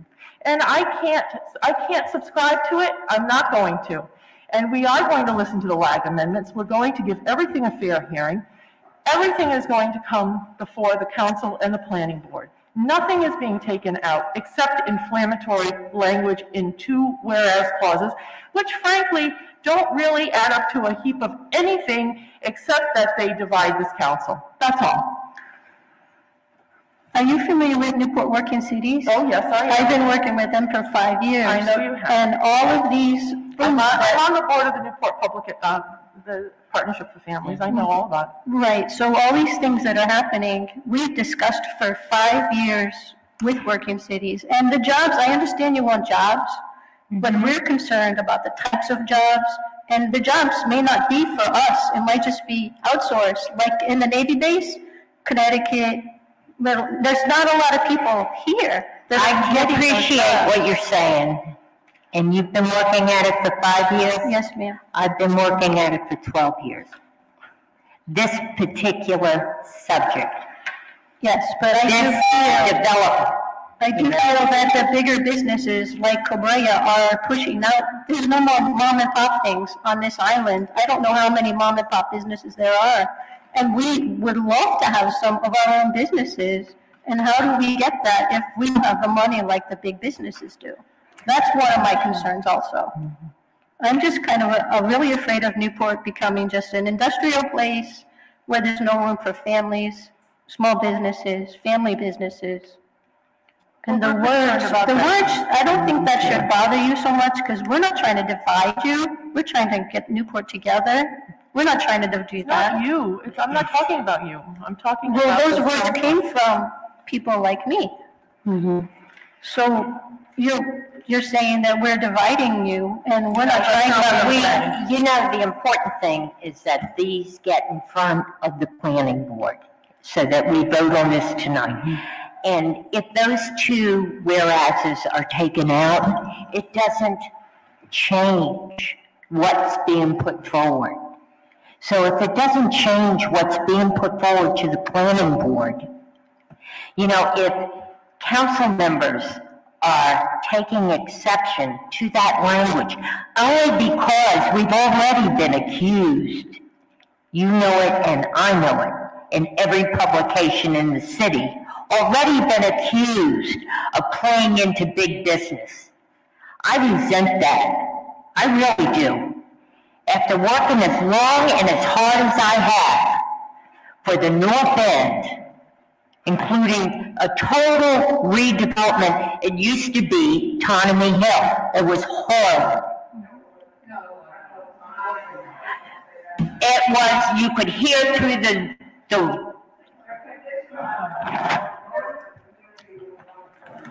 okay, all right, we're not talking about this now. Okay.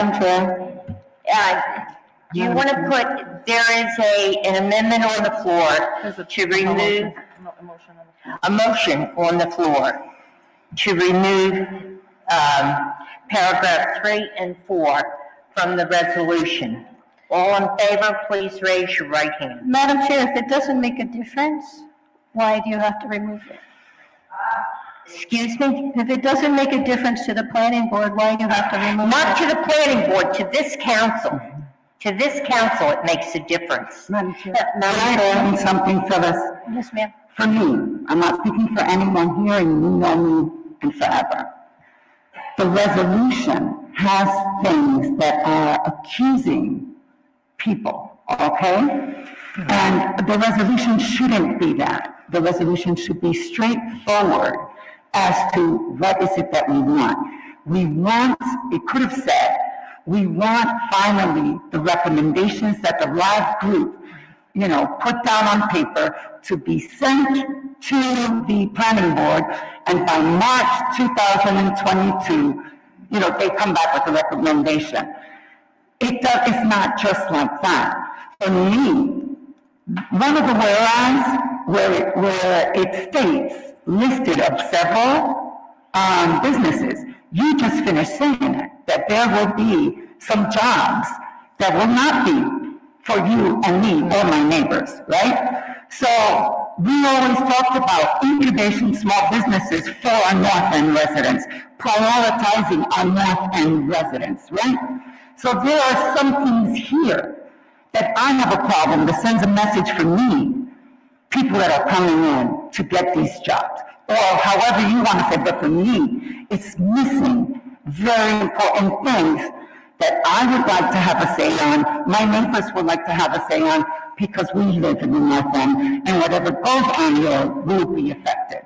Now, LAG, we know it's groups that apply and will interview and sit as a committee, right, representing the North End. There's more, and what we want, what I want, is to make public those decisions, because everyone should be wanting the same thing, which is a better economy, whatever it is, even housing. Housing is not on here. Now, is housing important to you? Housing's important to me, but that And was it's not also... here, and I would like to see it here. Madam Chair, Council Forte, to say your recommendation. Excuse me, that you're trying to right off the community. You voted out of order. You have to be recognized. Yes. Yes, Councilor. I mean, I would just like to sort of respond, and because I think that there's a little bit of a misunderstanding, because the whereas that I believe was referenced by Councilor Forte is a statement of what the land use category is intended to support in terms of businesses, and it doesn't touch on housing because it only is there to define the type of businesses. And as has been stated multiple times by multiple people on this council and in the audience, the whereases don't impact the actual resolved. And what the actual resolve is asking the planning board to prioritize the review of the amendments that were proposed by residents, businesses, and community stakeholders. And I will keep restating that sentence as many times as I have to, because there are people are getting tripped up on things that are not what the point of this is. And I will also say, So then take it out. I will also say, to say that it's inflammatory statements that are accusatory, it is just a fact that there are concerns. That's it. The reason it's in there is because it is a fact that there are serious concerns. That's how those amendments came to be. And I will echo what Ms. Morgan asked, which was the question I've been wondering, is if it doesn't matter, then why do we have to take it out? I'm increasingly frustrated by the fact that if you don't completely agree on everything, it's divisive. Instead of it just being the fact that we are human beings who serve on this body together and don't agree on stuff. Not agreeing doesn't mean it's divisive. Saying something is a concern, even inflammatory and accusatory. It's just a fact. Councilor, excuse me, Yeah. Madam Chair, I'm asking to be recognized. Councilor Bova, if I am asking that these two paragraphs be taken out and we can move on. That's all I'm asking for. It doesn't change anything. I'm just saying, you know what? If unite the council and take them out. Madam Chair, and all I'm asking for is that they stay in. Okay, all right. We have a motion on the floor to eliminate paragraph 3 and paragraph 4. Madam Chair, All in favor, please say aye. there's someone who wants to speak in the public. Can we at least? You know what, you're out of order, Councilor McCall. I'm out of order with them all night. I mean, I might as well, this is. You know, I don't know, maybe you think this is... Wait, Why don't you just let the public speak? I said you're out of order.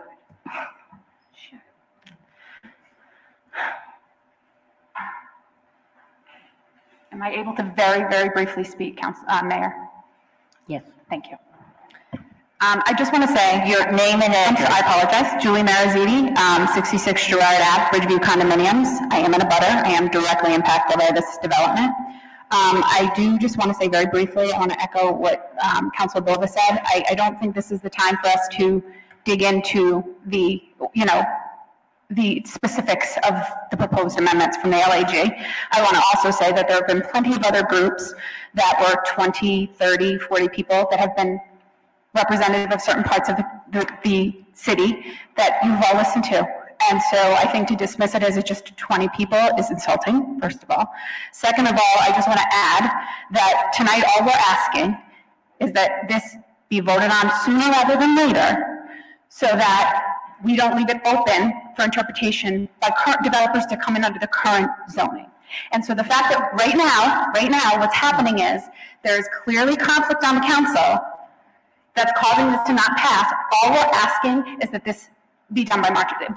We're not asking for answers for everybody to agree right now. All we're asking for is this to go through. You're saying take this out. I can't say I mean, it's very clear to me that this is it's a personal conflict on the council, and that's very disappointing. I just want to say something. I just want to clarify something. The current zoning would not allow what Colbert wants. I'm not even speaking specifically necessarily about Colbert. We have an example. The new zoning has taken away those issues that were in the old zoning. So this is my point, that in order to sort of vilify the new zoning code is a real problem. I don't call it vilifying in it, and currently we've got 20 residents who feel that although the zoning, and we appreciate that you sent it back, but we feel that the things that we're looking at in our proposed amendments, that we've worked with consultants on going through what was already pushed forward by the planning board, we have real concerns that we don't feel what is in place right now is, and that's why we're going to listen to them. Exactly, but my point is we would like that to happen sooner than later, because as of right now, any developer that comes in is under what's existing. And I agree with you. And that's why I want to vote for this. Okay. But I do not want this council divided on what is looked upon as some serious errors in the North End zoning code that we voted on. I personally didn't see it that way. I saw it as, there are concerns. There are concerns. There are concerns. But there's concerns with every development. There's concerns with every development. I understand that. And there are people that will agree and disagree about different Absolutely. things. And all we're asking for is that a timeline be put on this, because the longer that we wait, the longer it's up for interpretation. And we agree with you. We just want this council to recognize that the North End zoning plan is not a bad plan. That's all. I don't think anyone applied that, but thank you. Yes, Councilor McCallum. I've just heard, just hearing everything, and I understand, it's not my intention.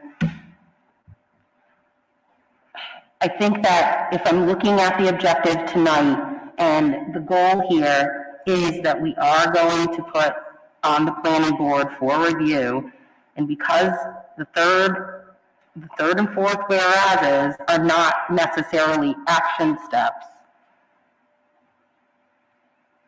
I'm willing to strike both of the languages in the effort that we're just going to move this forward, and that what will happen is that we'll end up as a whole saying that we're putting a timeline on the planning board. So are you making a motion to withdraw excuse me? Well, there's a motion on the floor.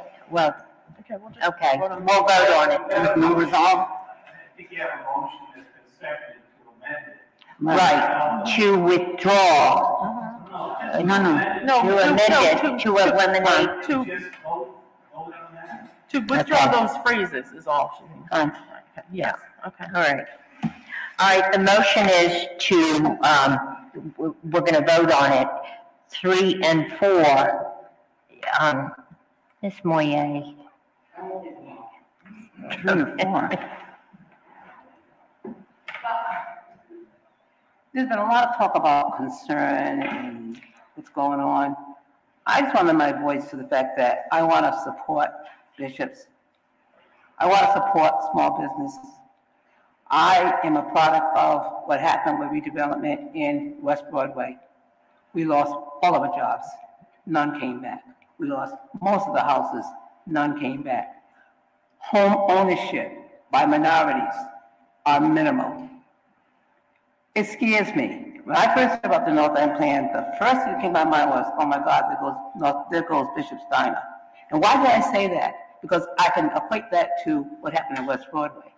The small business over there, the Dash-Offs, the Egg-Norths, okay, the Tauntauns, Dirty Dan's, and Fish Nits, who had a menu better than some of these famous restaurants, okay? That was our neighborhood. It was a village. We lost our village.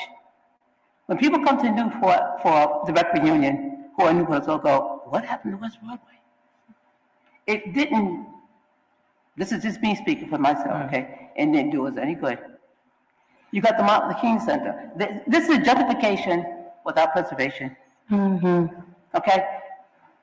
The Martin Luther King Center was the former USO. Who knows that? Then it became the rec. Who knows that? It's like we're invisible. It never happened. It's lost history. And I'm not a history buff, but it's lost history. My grandkids should know. Your grandkids should know. Whatever this is just. I knew I was gonna get emotional because it still hurts me. It still hurts me. And we had a fire in my house in '54. We moved out of here. But you can believe when I became a mom, the first place I moved was West Broadway. The first house I bought was on the same street because there's not enough minority recognition over there. And they took West Broadway away. They took it away. They took it away. I'm just going to keep saying it because it's so true. Now, the point is a whole new story. I moved down there too. They took parts of that away. And every house down there has a plaque on it saying, so-and-so slept here, so-and-so stopped here for dinner, so-and-so, so-and-so. We're gonna walk down West Broad, we're not gonna find out one plaque stating where anything was. The meat provision, the 244 cab company, the USO that was made specifically, this is for everybody to know, that USO was made just for black sailors because they weren't allowed to go out of the YMCA. I'm gonna put it out there. It's the truth. Okay? And now it's the Martin Luther King Center. But after it was the USO, built in 1944, moved out in 1965, it became the wreck. Nobody knows it. Nobody talks about that. There's no clarification about what was where. I can call City Hall and I'll say, well, where was those Ferreras? Who's Ferreras? Where was the permit he had to have a business?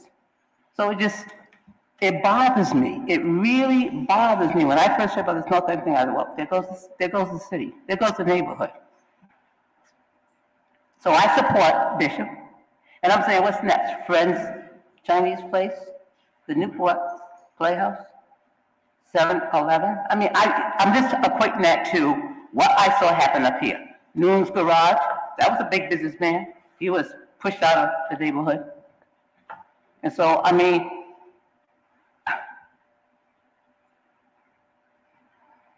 I understand. It makes me want to cry almost, to think that we are not recognized. We are not recognized.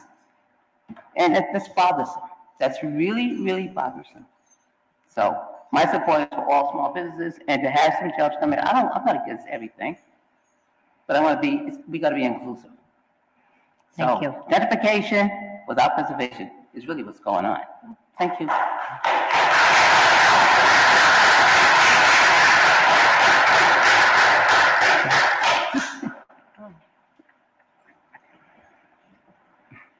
Thank you, Ms. Pauline. Jennifer Jackson, 38 Dudley Ave. I'm going to wing off of a little bit of what she said.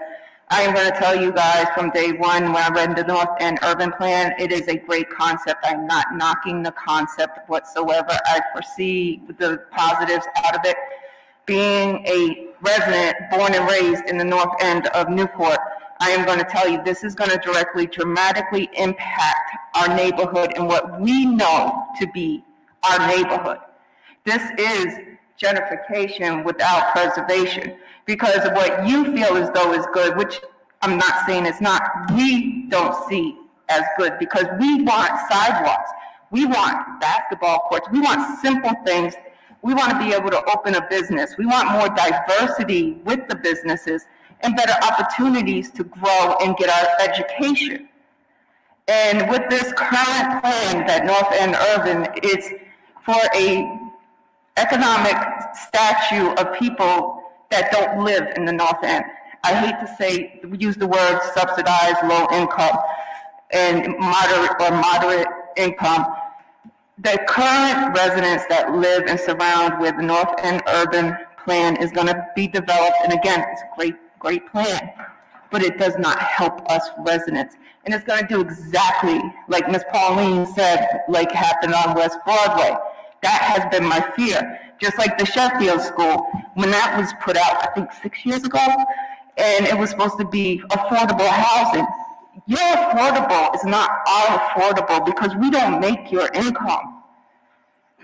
I don't understand why this is becoming a his and hers when we're supposed to be one community, one strong, beautiful community that has so much diversity. My family from down south, when they come up here, are in love with the fact of how diverse we are. And as far as Tammany Hill goes, no disrespect, man. To me, there was nothing wrong with Tammany Hill because that's where I lived. That's my community. My husband lived there too. Yes, ma'am, I understand that. I will rep that to the day I'm no longer here. And to me, it is still, you changed the name, but it's still the same community. It's still the same people. It's just we got fancy housing now. As my family down south says, this is some fancy housing. All I'm saying is, please, you guys, just agree to disagree. Be respectful to each other. You are our representation of who our community are because you are our political leaders of our community. And I hate seeing our community divided. I don't have to agree with you. I will have a cup of coffee with you anytime. And it doesn't mean I walk away and we're all happy-go-lucky. If we're not, then guess what? We're doing our jobs. We are hearing each other. We are voicing ourselves. And please, let's listen to the residents. I appreciate LAG and what they're trying to do, but don't only listen to LAG, listen to the residents. And this is my time, and again, thank you guys. And thank you, LAG, and Ms. Pauline, I love you. Thank you. Madam Chair, just, I know we're gonna go, and I just have to say one thing. We want the same things you want. That's what the North End Urban Plan is, and I think that's where the mischaracterizations about this plan comes from. Okay, so let's vote. Okay, all in favor of the amendment to the resolution, please raise your right hand. Any opposed?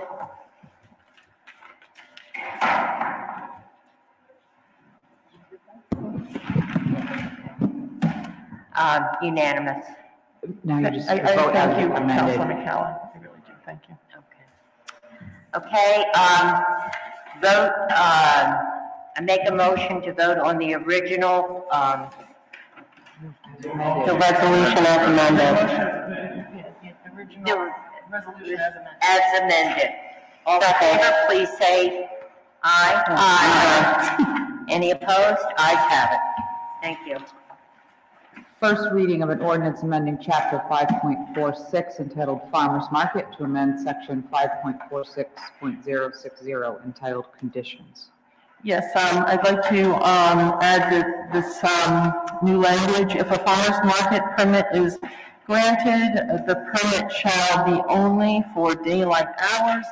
When a holiday is a designated day for the farmer's market, the market manager shall obtain a holiday selling license. I move approval. Second. Motion and second by Councilor Holder. Discussion. Hearing none. Yes? Can I just get a little, yes, can I just get a little background in regards to where this came up? Why do we need, Madam Chair, if I may? A couple of business owners, the Aquidneck Community Table and the Stoneacre Garden approached Councilor Holder and myself because they were working together to put on the winter farmers market. And when they looked at the resolution, the ordinance, we realized that there was language in there preventing a winter market. And so this language is really just taking out the part that prevents a winter market so that the farmer's market can take place year round. Understood. Thanks. Thank you. Any other questions? Hearing none. All in favor, please say aye. Aye. Any opposed? Ayes have it. Action number 6024. Yes, this is a recommendation by the Interdepartmental Traffic Committee recommending that Chapter 10.24 of the city's codified ordinances be amended as follows. Parking prohibited at all times in designated places. No person shall park a vehicle at any time upon the following streets. Two's Court, east side from Old Beach Road to Dead End. I move approval. Second. There's a motion, second. Discussion. Hearing none. All in favor, please say aye. Aye. Any opposed? Ayes have it. Action number 6025. Yes, this is a recommendation from the Interdepartmental Traffic Committee. ITC recommends that Chapter 10.24 of the City of Newport's codified ordinances be amended as follows. Parking prohibited at all times in designated places. No person shall park at any time upon the following streets: Newport Avenue North Side, beginning at a point of 195 feet west of Warner Street, extending 27 feet west. I move approval. Second. There's a motion, second. Discussion. Hearing none. All in favor, please say aye. Aye. Any opposed? Ayes have it. Action number 6026. Yes, so this is a recommendation from the Department of Utilities. Staff recommends that the construction contract for the West Marlborough Street Storm Drain Improvements Contract number 21-034 with National Water Main Cleaning Company be amended according to change orders number 1 and 2 for a new contract amount of $1,312,814.11. The result of the change orders is that the contract amount increased by $187,831.18 over the original contract award of $1,057,251.75. I move approval. Second. There's a motion and second, discussion, hearing none. All in favor, please say aye. Aye. Any opposed? I know there was, Madam Chair, I know there was a question in the pre-meeting. I don't recall. Would you like that question answered? If Mr. Schultz is Yeah, here? sure.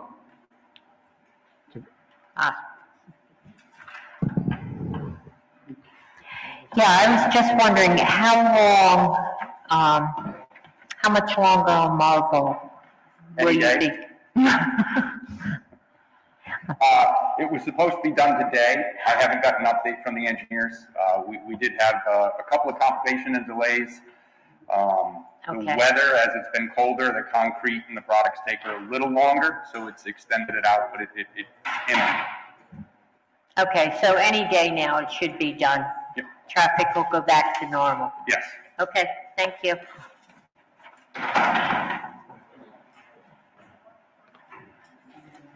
Did you vote? Did we vote? Not yet. Okay, go ahead. Wait, did you? Yes. Oh, yes, you did. We did. We voted, okay. Thank you. Action number 6027. Yes, this is a recommendation from the City of Newport Department of Utilities. Staff recommends the award of an engineering services contract to drainage system investigation and flooding analysis for Prescott Hall watershed to Jacobs Engineering Group Incorporated, Boston, Massachusetts, for an amount not to exceed $158,376.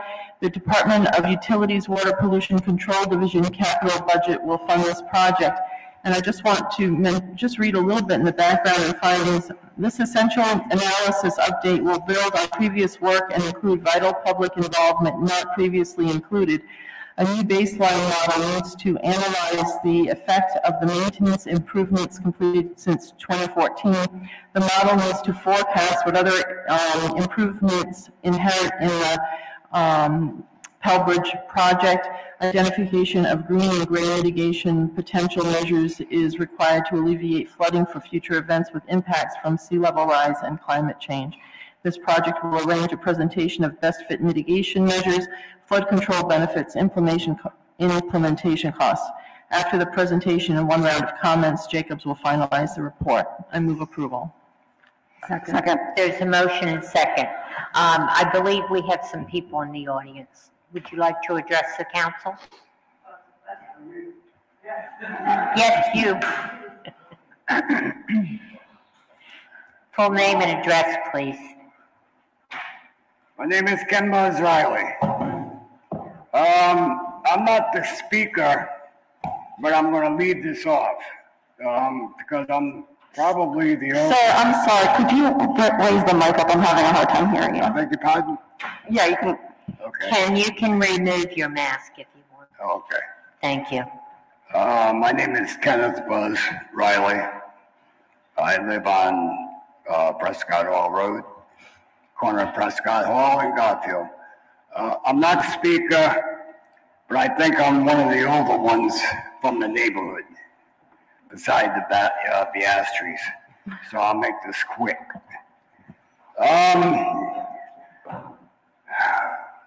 September 2nd was a bad deal for all of us.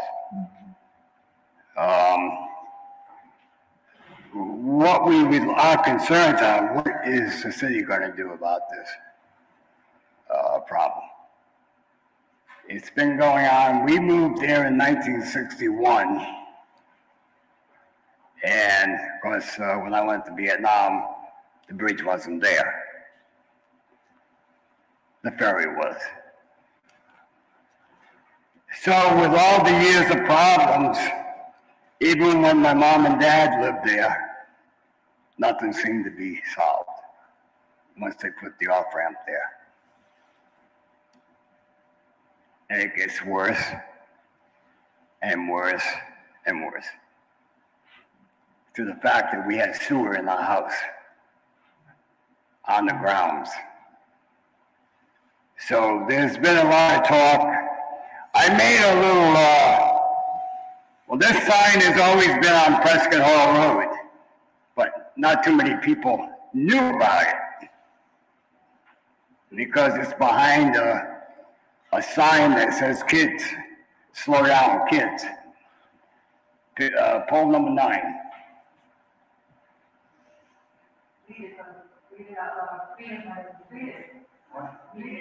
What it says is, this area, notice, this area is subject to overflows of sewage during wet weather. Stay out of standing water due to potential health risk. This notice is posted as requested by the Rhode Island DEM. For additional information, contact the Newport Director of Public Works, 847-0154. Pole number 9, next to 34 Prescott Hall Road on the west side. So with that, on the Garfield Street side, side of my house, looking north, 50 feet, there's a sewer. The front of my house, 50 feet from the front of my house, is another sewer. So I got a sewer coming from the east, and I got a sewer coming from the south. That just gets, well, Halsey's got it, Homer's got it, but this is where all the water, when it floods right at the off-ramp, Admiral Calvis North. There's 2 grates on the state side, one near the Piastris, and there's one across from us next to Bill and Roy. There's nothing in them. We don't even know why they're there. So I'm going to kind of like just sit down and see what somebody else has to say, but we are concerned about the drainage. We lost, one person almost lost their life. That would be Mr. Ziegler, where the bulkhead busted in, and he almost drowned. I ended up going to the hospital. They thought I had a stroke. Now, you know, it was so overwhelming. Thank God for Public Works that pumped us out, and Newport Fire Department.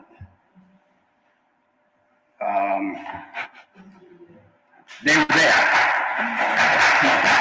So, I can't imagine what my parents went through.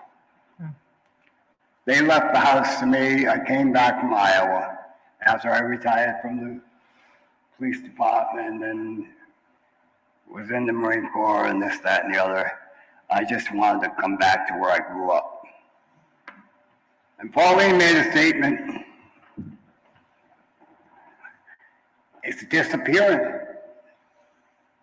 I just like to look at Facebook and remember the old places in Newport. Yes, progress is supposed to be that way, but it's disappearing. Nobody can call home anymore. I mean, I was a paper boy. My first job, I was a paper boy. I did all the mansions. I did all the doctors.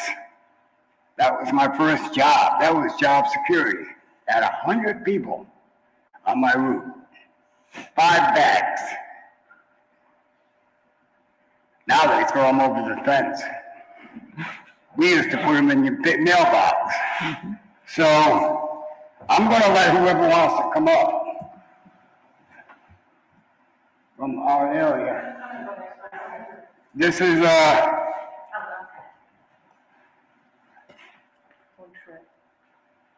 don't kick me. No, I think this. She's a nurse.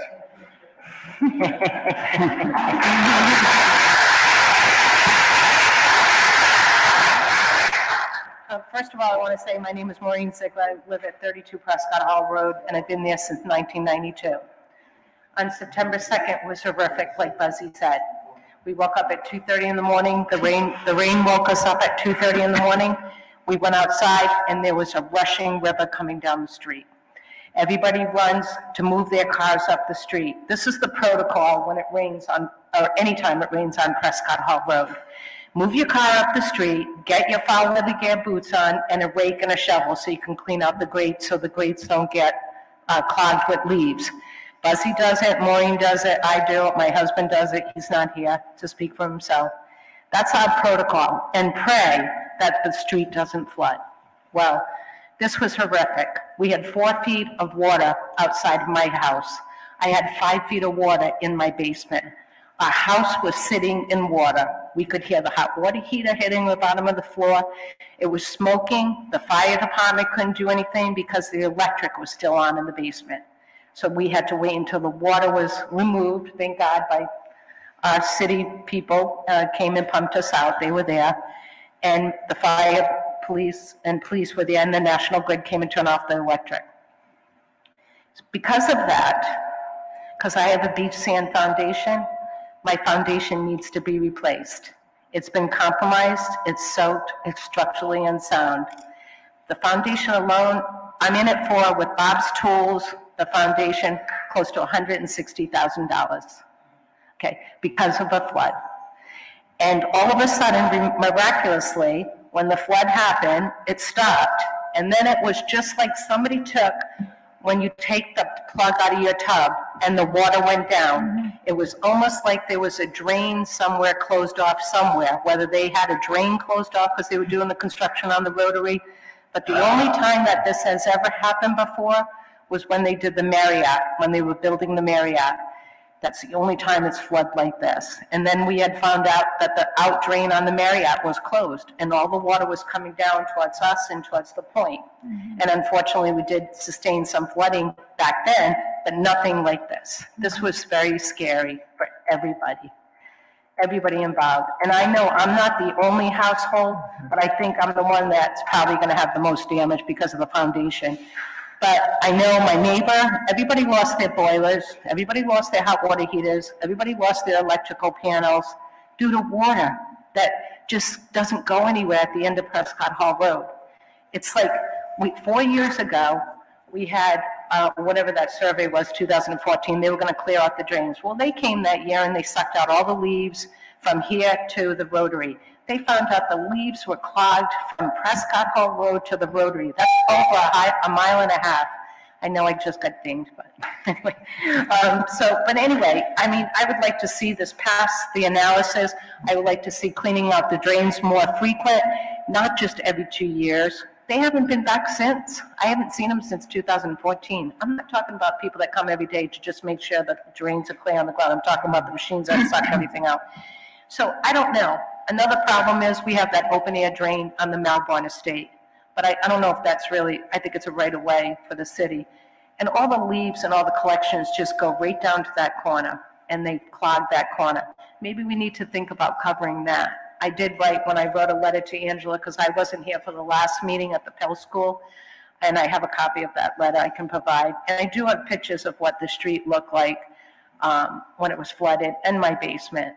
So, I mean, I know a lot of people sustained a lot of damage, and we did put out an email to a lot of people, but it just can't happen again. It's, you know, we're a neighborhood, and we are a neighborhood, and we want to keep being a neighborhood, but we can't be a neighborhood if it's going to keep on flooding like this. So we need to figure out something, like an out drain or a moat, maybe to go under the bridge and go on the other side of the bridge in like a moat with rocks, so the water can just sit there until it can dissipate. I don't know. Just, you know, thoughts. Thank you. Thank you. If you have pictures that you would like to leave with our, okay, clerk, thank you. Thank you. Is there, yes. Oh.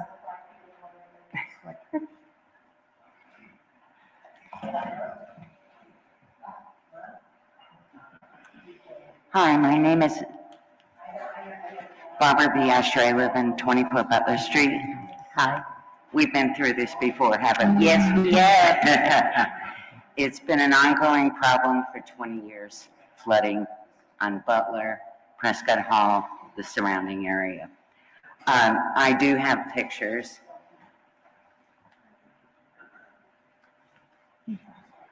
Move to receive. Motion to receive. Second. All in favor? Aye. Aye. I understand that there's going to be another study, and this is what I think. I'd like to read it.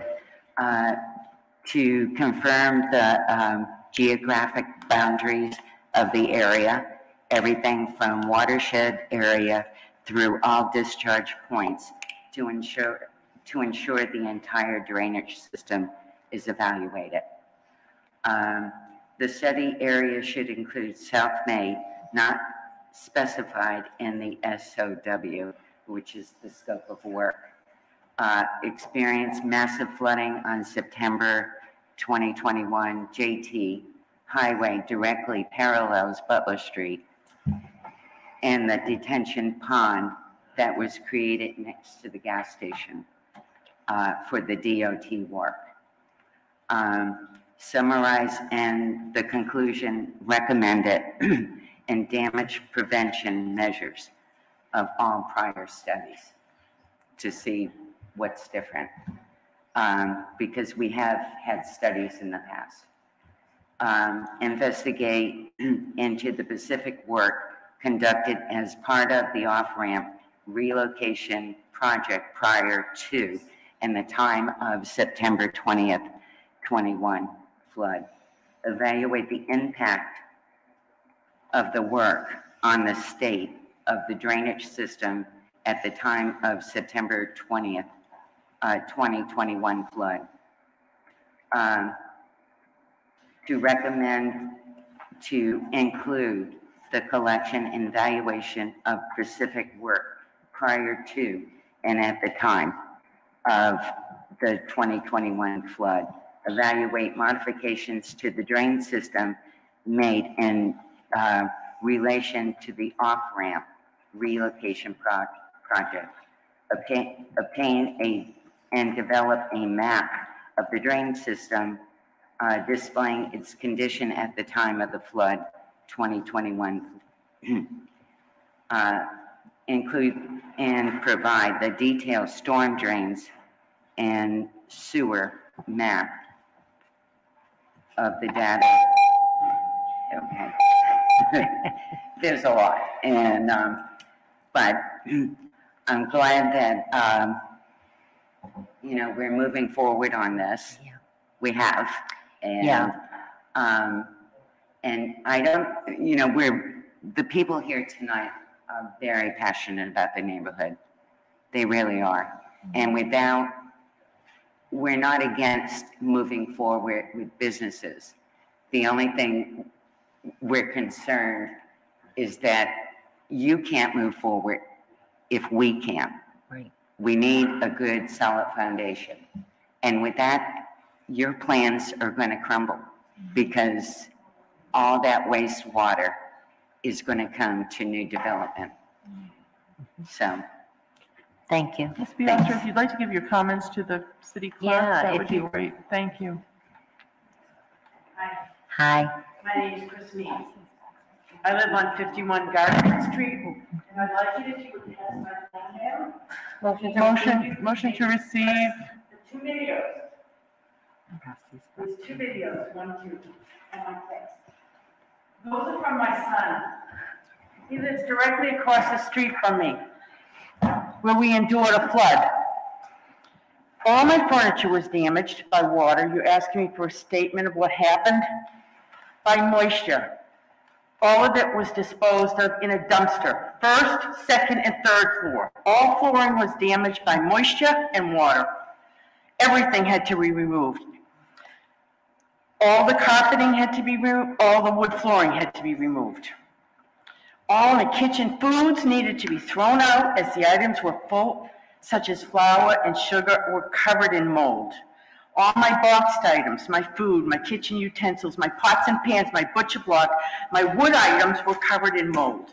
My bedding, my mattresses, my clothing were all saturated with mold and needed to be disposed of. My shelving, my boots, my coats needed to be thrown out. Basement level tools were all covered with water and sewer. A sewer backup system was installed because that's what I was told to do. The set tubs and the washer in my basement were overflowing, just like a waterfall. Anything stored in my basement was ruined. It was sewer water. I ran an ozone machine for over 2 weeks before the house was even able to be walked into. A large area, wall-to-wall rugs in every room were full of mold. Everyone had to be thrown out. Couches, chairs, stuffed chairs, desks, pictures were all growing mold. My house had been basically destroyed and unlivable since Ida flooded my property. The house became an island. An island. I needed a dock to get to my house. Storm and sewer runoff and water runoff. I have lost track of all my costs. It keeps costing me and costing me and costing me more and more. This week, I went out and bought rugs and carpets that are low cost, inexpensive, just to replace my beautiful, expensive carpets. I've endured hurricanes. I have endured hurricanes. I have owned a house in Florida. In tropical storms, many of them in my lifetime, I remember there is only 1 degree separating a hurricane and a tropical storm. I have been in Florida for many decades, and I know what the government can do, and I know what they must do. They need to help people in distress. They should not contribute and create the problems. What is happening here is shocking. Shocking in that interview. You look at that video. Cities should be mitigating flooding, not making it. I could go on about 5 hours on this of what they do in Florida. A city worker outside my property on Garfield Street said, I cannot talk to you about this. I was told, and I'm not allowed to talk to you. It should be against the law to flood someone's property. I know that is the case in Florida, and in Newport, it never stops. Again and again and again, I am a grandmother. I have not been able to have my grandchildren come to my house or visit. Not that that could be that the whole house has been deemed unsafe. I did not make an insurance claim. I handled all the costs myself. I was never informed I was going to be repeatedly flooded and flooded when I bought my house. I have struggled to make my home watertight, including cementing around the whole outside all summer, last summer in 100-degree heat, instead of going to the beach with my grandchildren, the times I could have spent with my children and my friends. What price do I put on that? I don't think there is a price. Thank you. I hope you will mitigate this area. Thank you.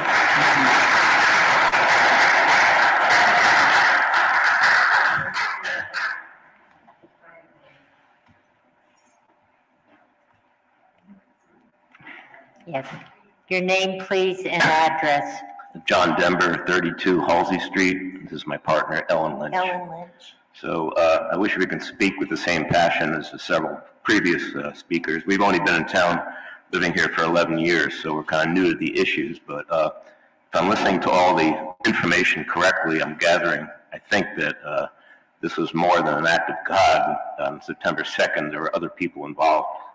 So I'm not quite at the stage of blaming, but I was asked to show up here to register our impact, which was maybe not quite as much as the previous speakers, but 32 Halsey Street is across from Kent's Garage, and it's probably at the upper end of that heavily susceptible area.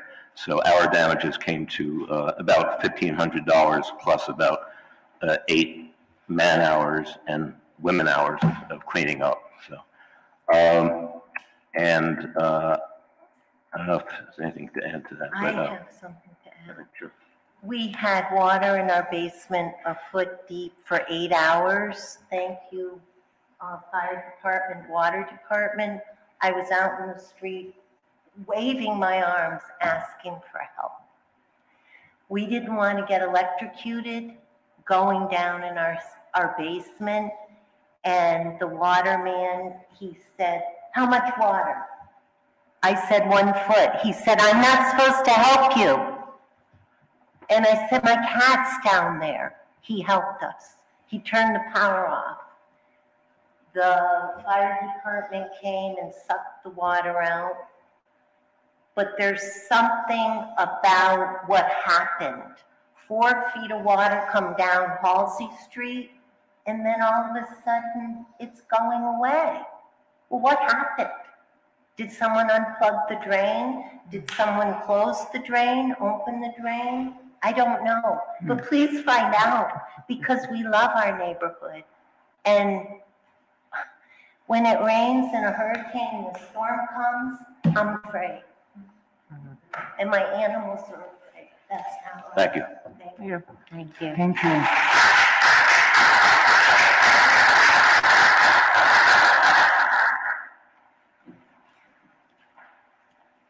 Hello, David Horowitz, 55 Garfield Street.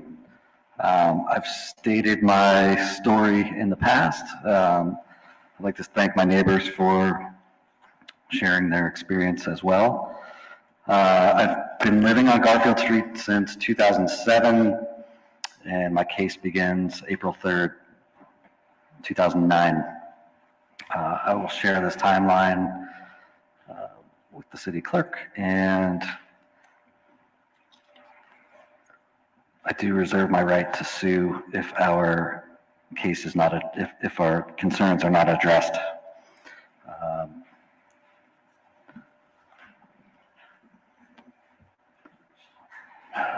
At this point, I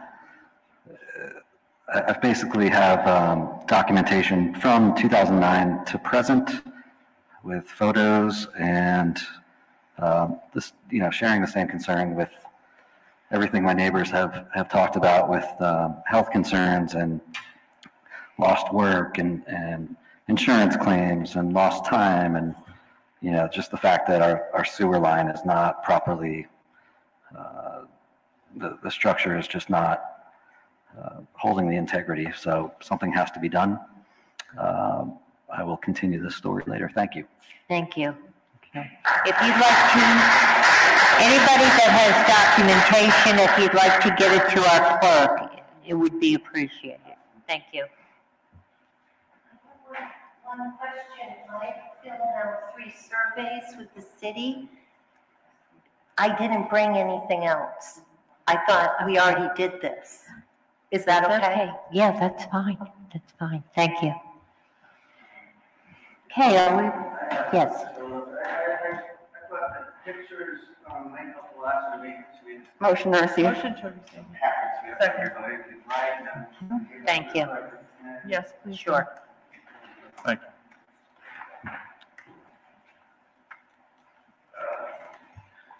I'm Dylan Roy. I live on 81 Garfield Street, which is the corner of Prescott Hall. I'm the right across the street from Buzzy, and it's pretty much the lowest area. So I moved in 2007, and there's a lot of floods where a lot of other people didn't even know that, but I was dealing with floods because I'm pretty much the lowest area there. And when it starts to back up in that corner, it starts creeping into our yard, and then it goes into the back. And if you look on the last page of this, like what you'll see on the first page is that over by the highway side, there's that drain there that has, it's blown over this year. They haven't, nobody on the state has mowed it or anything like that. So sometimes I try to hop the fence and clear it off. And then it goes, but you can see that. So I don't know exactly how much impact that drain has, but it's there. You can see it, and that's the curb there. We always try to, that's from August 2012. And then there's some 2012 flood photos. There's, on the second page, there's 3 photos from last year, July 14th. You can see the shed is several feet of water. It was about at least knee high. And then the third upper right photo is the backyard. There's some old satellite pictures from of the property, and you can kind of see and imagine that when it floods, it surrounds the house and goes all the way back until it reaches like the Trade Center and all that. I mean, it's a lot of area. And then if you turn it over for the third page, there's the before and after of my backyard. Now, the other concern that I think is kind of being overlooked, that last picture is the one that the DOT has sent about the proposed plans, well, the plans, I suppose they are now, of the off-ramp and the Pell Bridge project. And you can see it's already, it is taking some of my property, but that whole back area where all that water disperses is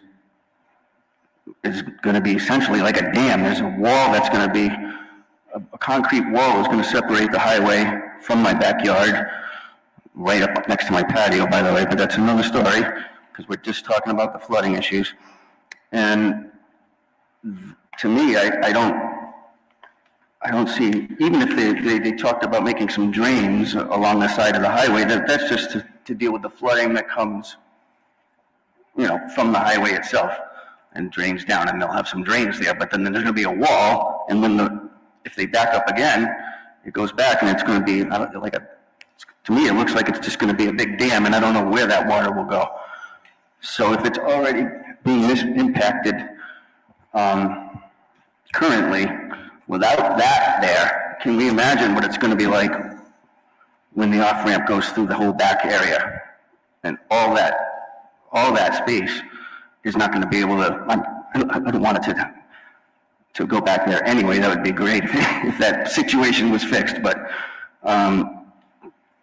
I'm sure maybe if we could get another big storm before that gets resolved. And I just don't think that, I don't know if there's any dialogue between, because the DOT, when they might not even know about the problems that we have.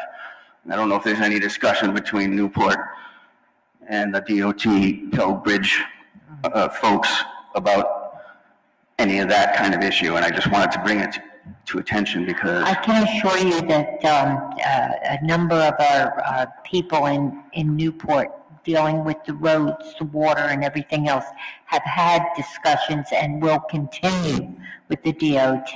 Okay. As a matter of fact, any of the information we receive tonight, we'll share with them too. Okay. So anyway, that's pretty much what I wanted to tell you, that there's been ongoing problems, and I hope the pictures help, and I'll pass this along. They are helpful. Thank you. Thank you. Thank you.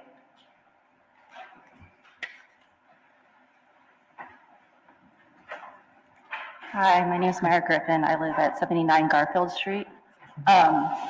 So the DOT came out and talked with us about the plans to extend it and everything like that. And I just want to say that they made it very clear that they would address the drainage issues on the off-ramp, but not on the city side, obviously. And I'd like to see that it's here to be addressed, obviously, on the city side.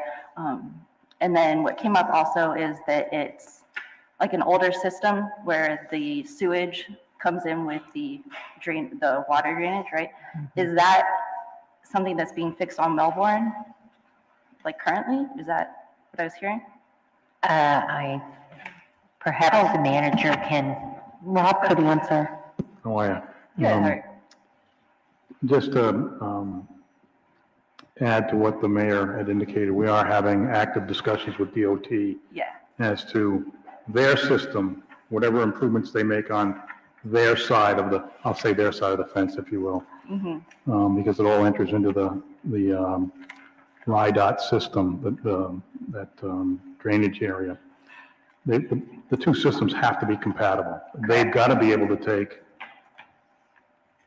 our stormwater, and I recognize this has been a recurring issue after I went back into the files, and I know someone mentioned 2012. I know it goes back further than that, but when some studies were done, so we're having ongoing discussions with RIDOT, and we have. Relative to your question, I guess I'll have to defer to Rob Schultz, the utilities director here, but we do have an active program. Our system is considered a combined system, but we have, over the past, I want to say maybe past 8 years, have been separating Mm-hmm. The And so my systems, question is where are we at towards that separation I don't know, Rob, could you, if you're still here, in that corner? That's could you come up to the podium and perhaps just assist us in that question? So the system's never going to be able to be 100% separated. You've already seen improvements in this area from work we've done on the street, downspout disconnections and other elements. So all the impacts are not 100% sewage. The signage in that would show the SSOs that were from the sanitary system only. Would you mind? Speaking to the mic too, Rob, please. So you already are seeing some of the benefits. Rob, use the mic. Thank you. The benefits are already being seen, that the number of SSOs has decreased. We're actually adding to the lowest sewer manhole in that area active monitoring, so it's going to record measures basically continuously and report that back to the department. We're going to be adding that in probably in the next month or so to help kind of complete that data set, because now it's spaced out. So you're seeing that benefit already. The system will never be completely separated, but the improvements over the last 8 years and going forward, we have a major project coming with Long Wharf that'll help get conveyance through the entire system into the plant. So everything is interconnected. So sewage goes all the way from your neighborhood through the railroad interceptor way down to Long Wharf. The entire city's interconnected, so we have to move it through that entire network. And all the pumping will be at Long Wharf. Yes, excuse me, can he please finish his questioning and answering her question? So there's not a simple answer to it. That we've seen and measured the benefits now. The monitoring that we're going to be adding is going to help better see what storm events we're seeing that, and then we can look upstream. We're also doing building inspections to see what else we can pull out of the sanitary system, and this is an area that we're going to put an increased focus on to try to get that out of that sanitary system to decrease those SSOs. No. So as modern engineering progressed, when you were looking at, as the city developed and most of the Northeast developed, they were all combined. They didn't really care about treating it. They didn't care about where stuff went. They just wanted to get it away. And so some of it it's impossible to update. You have miles and miles and miles of it, and so we're selecting projects that the cost benefit and everything comes and makes sense. So while I say it can't be separated, we're separating as much as we can. I don't know in this particular area if there's a direct cross connection from catch basins into the sanitary system. I think those have been all addressed here, but I'd have to verify that. But some of foundation drains, roof leaders, sump pumps and that someone would connect to the sewer, realistically we're never going to get 100% of that out of the system. Okay. I might be the answer to that. If I can interrupt. Yeah. What you have in front of you, Madam Chair, is the Jacobs, interest in hiring Jacobs to look at the problem of the watershed area here and look at these other important ancillary problems, and that's what's in front of you. And it builds upon, because I know it builds upon a lot of the former studies, but it updates at least the 2014 study that many of you are probably familiar with. But more importantly, because I know a few of you mentioned it, is it puts an additional set of expert eyes on what RIDOT is doing on their side, as it were. Because if you look back on the 2014 study, and I think I don't know whether gentleman might have left already, but a lot of the problems were iterated on their side in terms of the open channels and things like that. So that's what we're trying to update, and that's what we're trying to do tonight, move forward with this Jacobs study. And we have a lot of experience with this firm. They are the experts in these they're familiar with our system, they're familiar with the combined system. They've made a lot of recommendations over the years, and I think we'll get a good product out of them. I can't hear a word you're saying. Do you know what the recommendation is for the new project?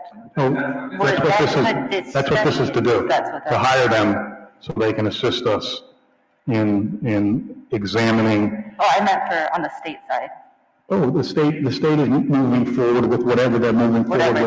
This is so, and we've exchanged a lot of information with them over the months, but this is to get their eyes on it, an additional set of eyes from the city and eyes on what they're doing to make sure that whatever they're doing is not going to exasperate or cause more problems, because the two systems have to be compatible. They have to be able, I was on the phone with the director and he said, we have to be able to take your stormwater. Well, I think that's a positive statement. Right. So we need to be able to examine all that, and we need to critique what they're doing, what their engineers are doing, and just as the one gentleman said, he is skeptical of some areas over there. He's skeptical of some of the improvements they're making, and that's part of what Jacobs is going to look at, and that is the compatibility of the systems and improvement to the systems.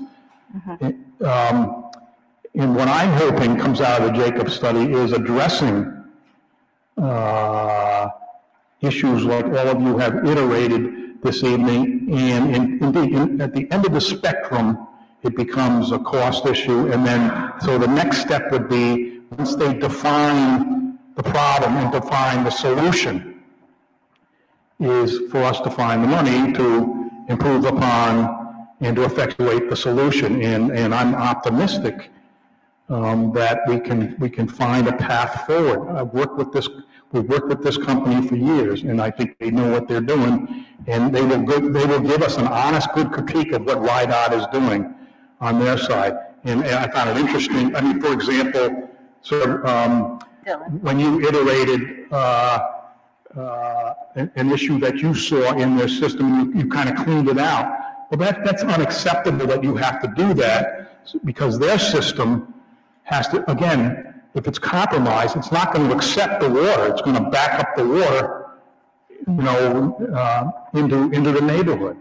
And again, all of this, and we do have diagrams of the sewer lines. We have diagrams of the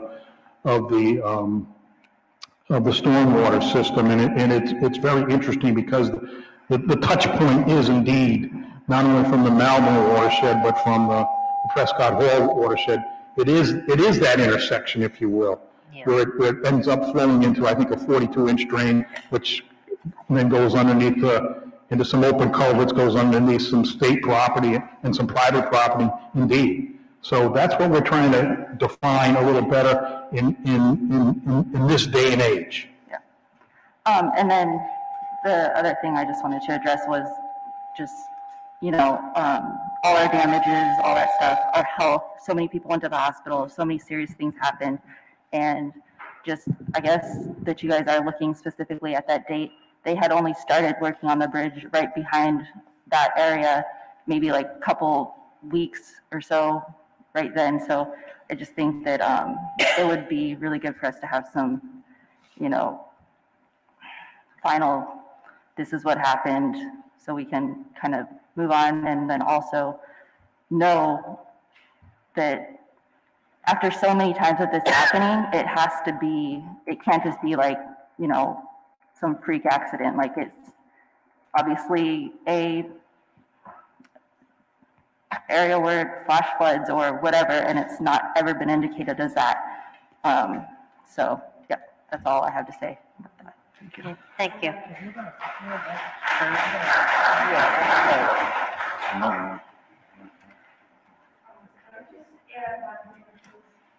Well, I think, first of all, we'll take your comments, and then you can add something.